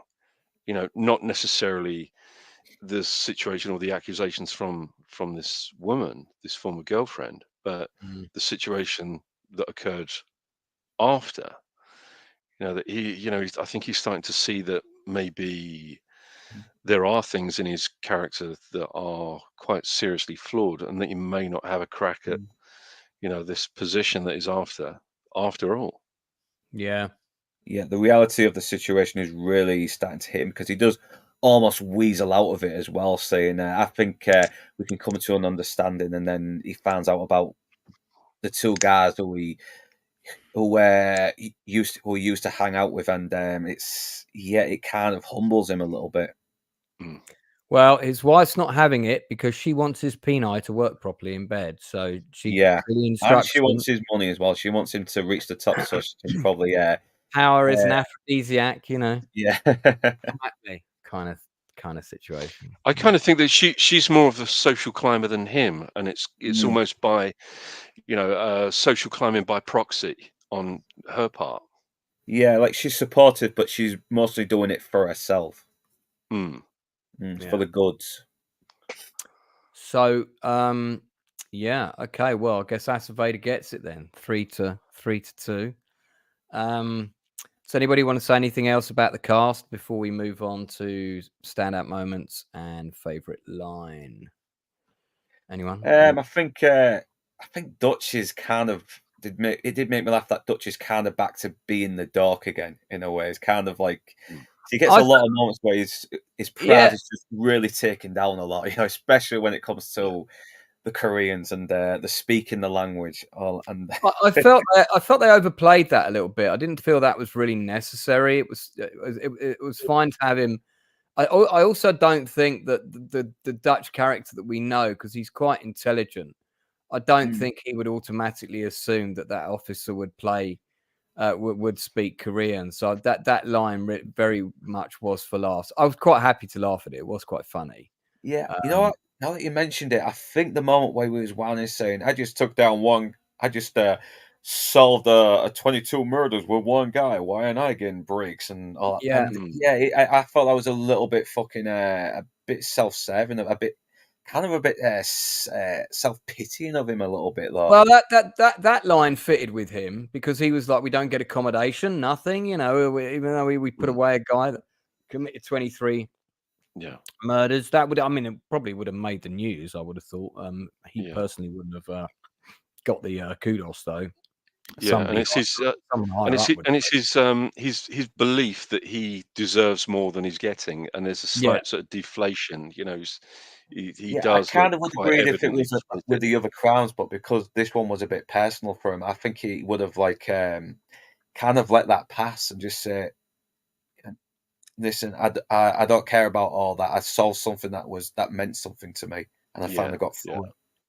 I want to give although we picked other cast members, I do want to say this is very much Catherine Dent's episode as well, and she's great in that scene with Julian where she just and it's interesting that there's never been a dialogue scene or a very obvious signpost with her in any other episode where it's been spelled out to us as an audience that she knows that he's gay. It's been implied that she might have some inkling, but it's never been signposted, I don't think. And I quite liked the fact that she was just like, "Oh, for fuck's sake, look, Gillian, I know." You know what I mean? And she just came out and said it. And it's good that they didn't overplay that in any point prior to this with her, because it made her just coming out and saying it like, "Look, I've known all along, I'm a seasoned cop, I can tell these things." Made that all the more effective, I thought. And he hates himself so much. It's like you kind of pity Julian, really. He just sort of, yeah, but terrible cop.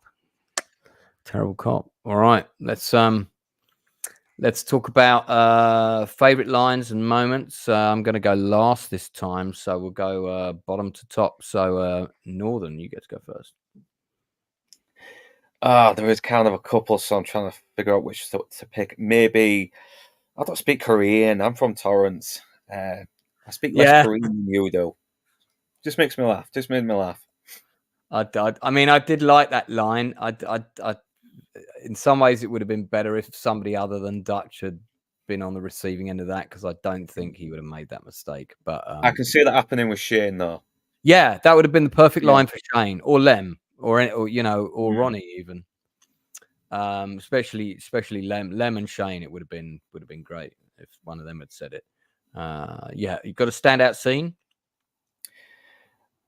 Probably the scene with Vic and Sticky Fingers, where it looks like they're gonna, where Sticky Fingers is really conflicted about having Rondell get killed because he's Taken been a bit of a liability, hasn't he? And Vic is like, "We'll tell him the street is safe, then we'll let the streets take care of it." Yeah. Once again, just showing just how much of a ruthless bastard Vic is. Yeah. They're just going to let people know he's back in town, and then someone's going to take him up. Basically, they're not going to order a hit per se. Yeah, ties up a loose end, and he can be completely absolved from any connection into that killing. Yeah. Inside Man, favorite line and favorite scene. Not so much a favorite line, I've got to be honest, but I like the play between Aceveda and his ex, and when she gives him the revelation of the aftermath of his careless locker room talk with his friends, if you like. I think that there's kind of a realization there that his idle chatter, his idle boasting has maybe caused a situation that has now really it's beyond his control. That whole sequence where they're interacting there, I thought it was great. Yeah, really good. Good. You don't have a favorite line though? No, not particularly. No. Well, you have to pick one, so make sure you got one next week. Okay, well, I'm going to go with. In that case, I'll go with "You Don't Speak Korean," do you? Okay, Darth. Okay. Best scene, best line is really the same thing. It's the scene where Danny and Julian are talking, and she tells him to calm down. Like, I heard what you did to that guy. And that whole exchange was probably the best scene. It's also the best line because look at what she says. What she says to him. I thought you had a good heart, and that stung him. Yeah. I thought I knew, but I don't. I thought you had a good heart, and it stung him, and it deservedly so. That I thought was the best line and the best scene. The scene before that, where she confronts him, like, "Do you want to die?" Like, I didn't like that scene because it emphasizes the wrong thing. They're talking about him being gay. That's not the top point of the scene. The point of the scene is that he went out there deliberately to die. And that makes him a bad cop and a dangerous partner. Look, think about it for a second. Okay, it was some wimpy guy that went in and like, "I'm going to shoot you, man," and he doesn't do it. Consider from it. What if that had been the Armenian foot fetish guy? He would have shot Julian. He would have shot Danny too. She would have went right around the corner and bang. I didn't like that scene. I know you're out for the best scene. I'm sorry, but I just wanted to get that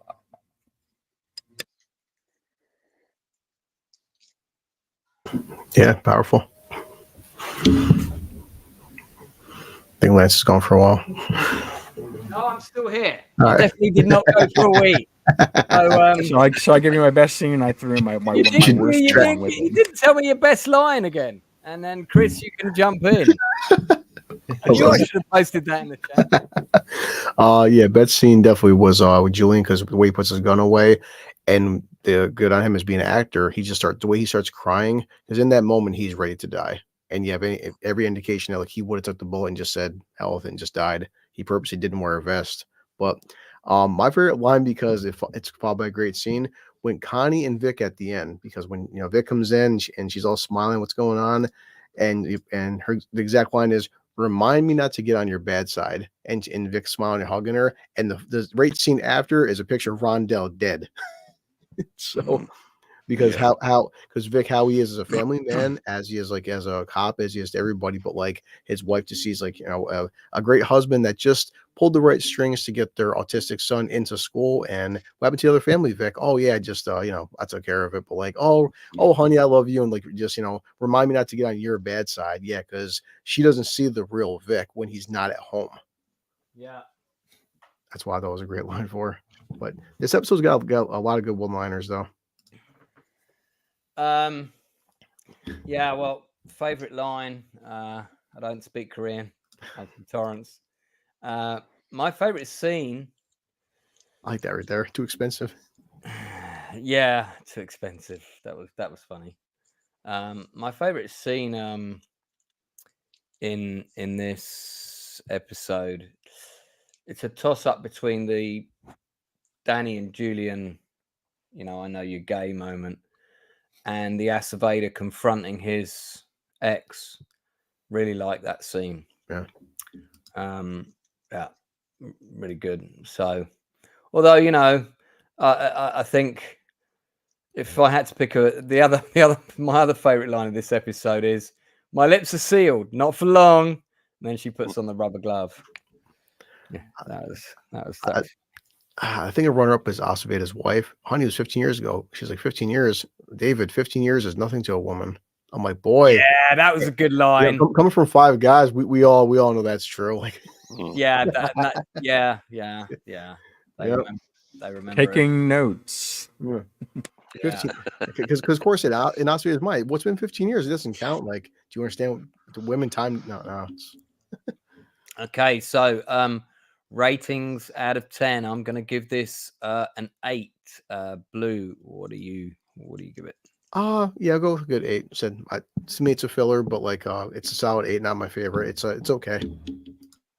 I don't really see it as a filler episode because it does tie up a few things and there are some ongoing strands. Plus there's introduction of some new characters will be important as well. So yeah, but okay. Darth out of 10. Yeah, you're right about the tying up the thing because it ties up the Rondell thing. Because Yeah. Rondell was doing in this episode what Vic warned him. Remember earlier in the series where Rondell was trying to get Vic to be his errand boy. It's like, no. You work for me. And now in this episode, he's going around telling people he got police protection. Yeah. So yeah, he's got to go. So yeah, that's a good resolution. I think that's a very underrated part of the episode. It goes to the meta. It goes to the meta. Well, actually, I forgot my word. Oh well. I give it an 8. Okay. Inside Man. 9. Looks like I'm going to be the high scorer on this one, but yeah, I like the Rondell stuff, the way it ties up, the way it kind of all sort of wraps up, and then we're going into a new era of that. So, and also with Acevedo, I just love the Acevedo stuff. Looking forward to seeing more of that. Yeah, so 9 I think is pretty fair. Excellent. Okay, fantastic. And last but by no means least, Northern. 8.5. It's not as good as the last one, but anytime I see Vic Mackey having a lot of crap thrown in his way and still managing to manipulate his way out of it, is always worth watching. Fab stuff. All right. Well, that's still gets a pretty high score. So okay, we will be back next Sunday. Hang on. No, maybe not. No, there's a couple of Sundays coming up that we won't be doing this. So we will be back next Sunday. We'll be back next Sunday to wrap up season 1.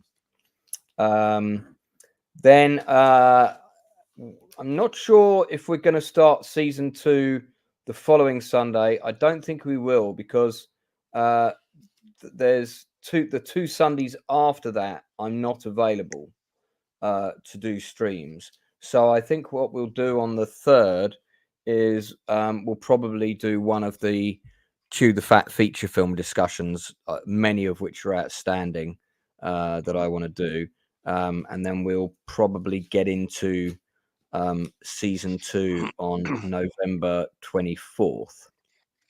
So, okay, let me talk about a couple of things that are coming up. So, coming up this week on Thursday, I have my next industry interview. So I'm plowing ahead to try and get to 100 of these before the end of the year. Gary Bolter from Outcast Australia says interview 100 has to be with me. I agree with that. He says I I should agree. be the person being interviewed for 100. So yeah, I wasn't sure about that idea at first, but other people seem to also agree with you, Inside Man.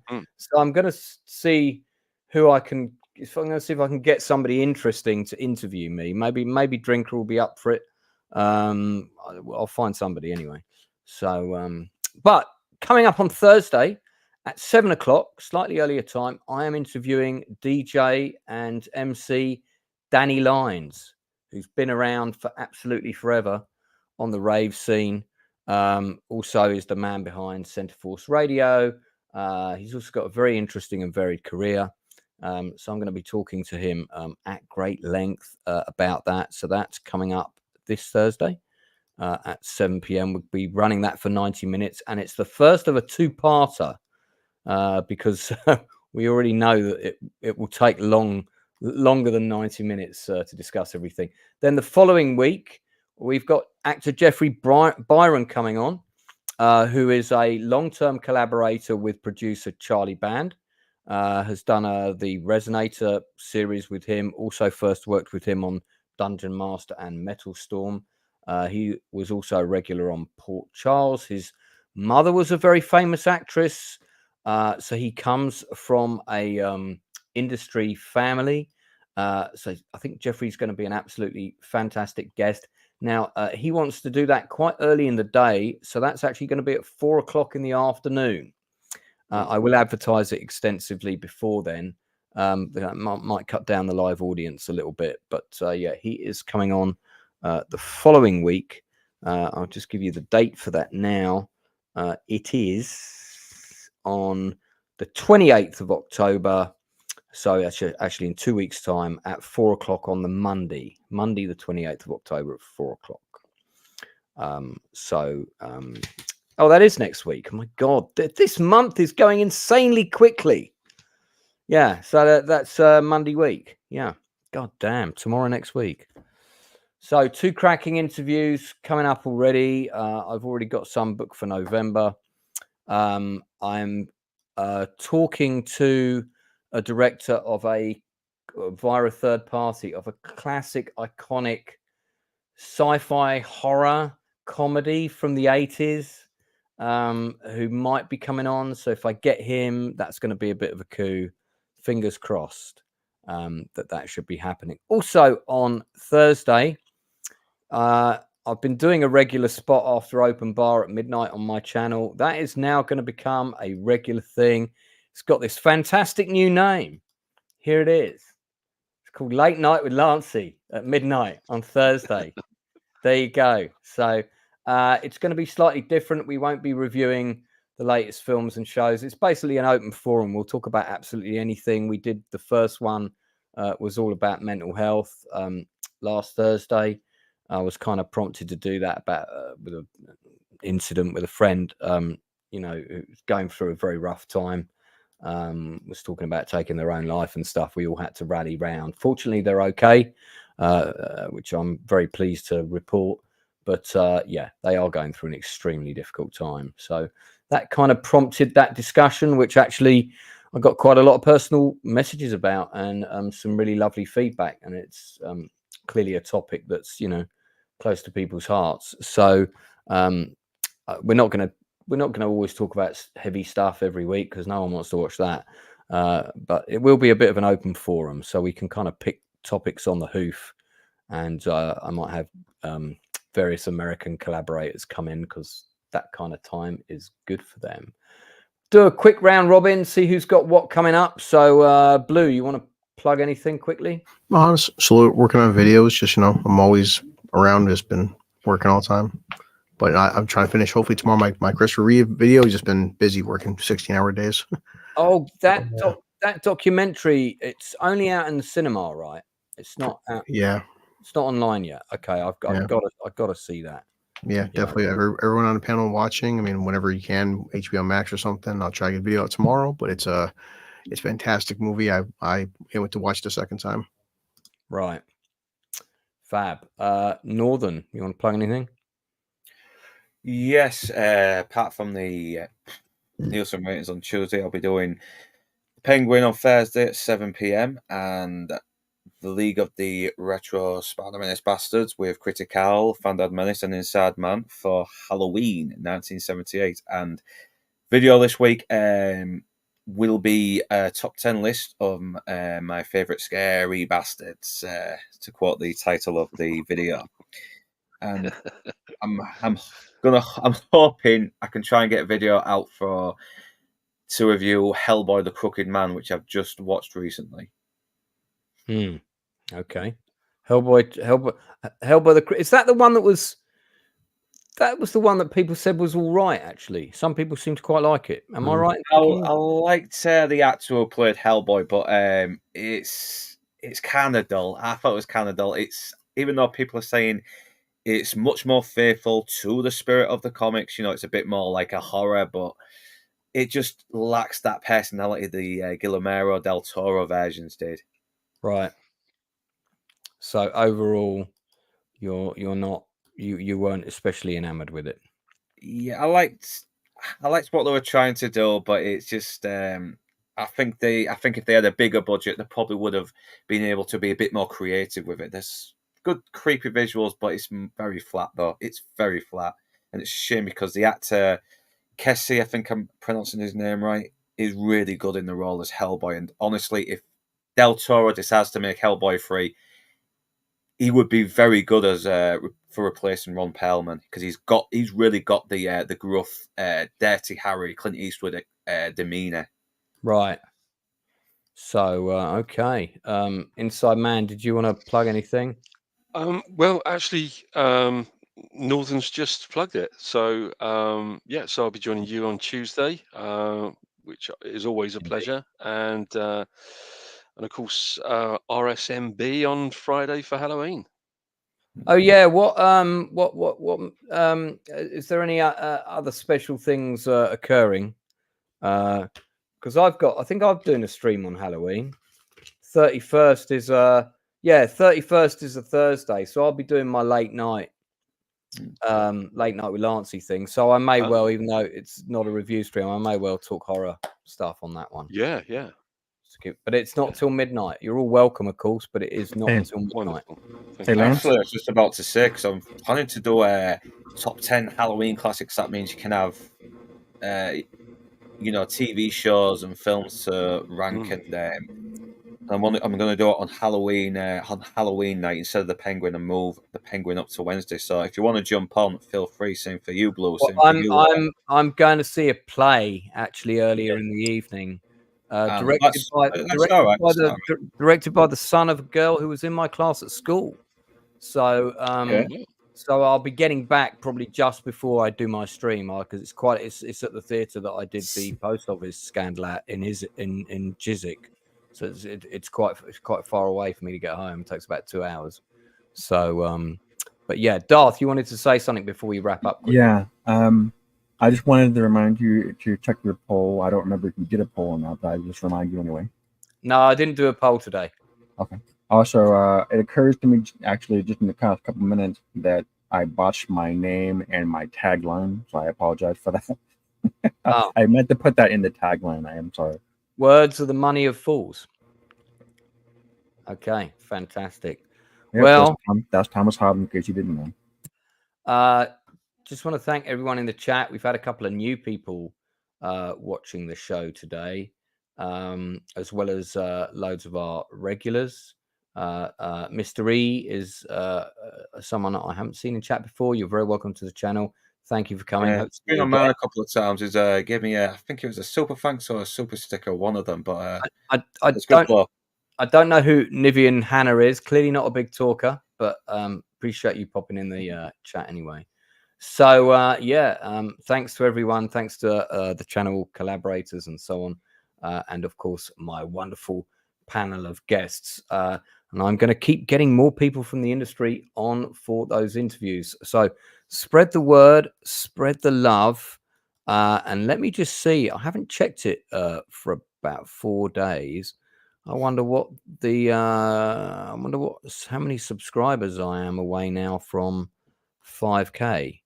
And the answer to that question is 324.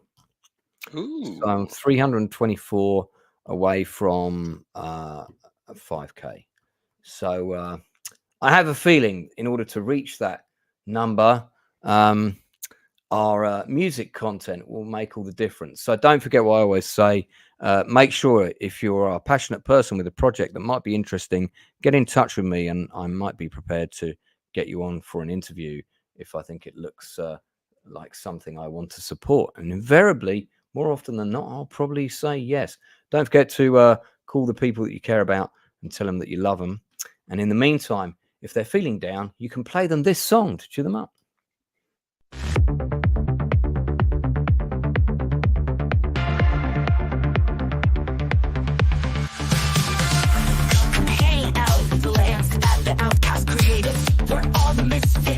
Dreamers getting innovative. It's film, TV, and theater in the mix.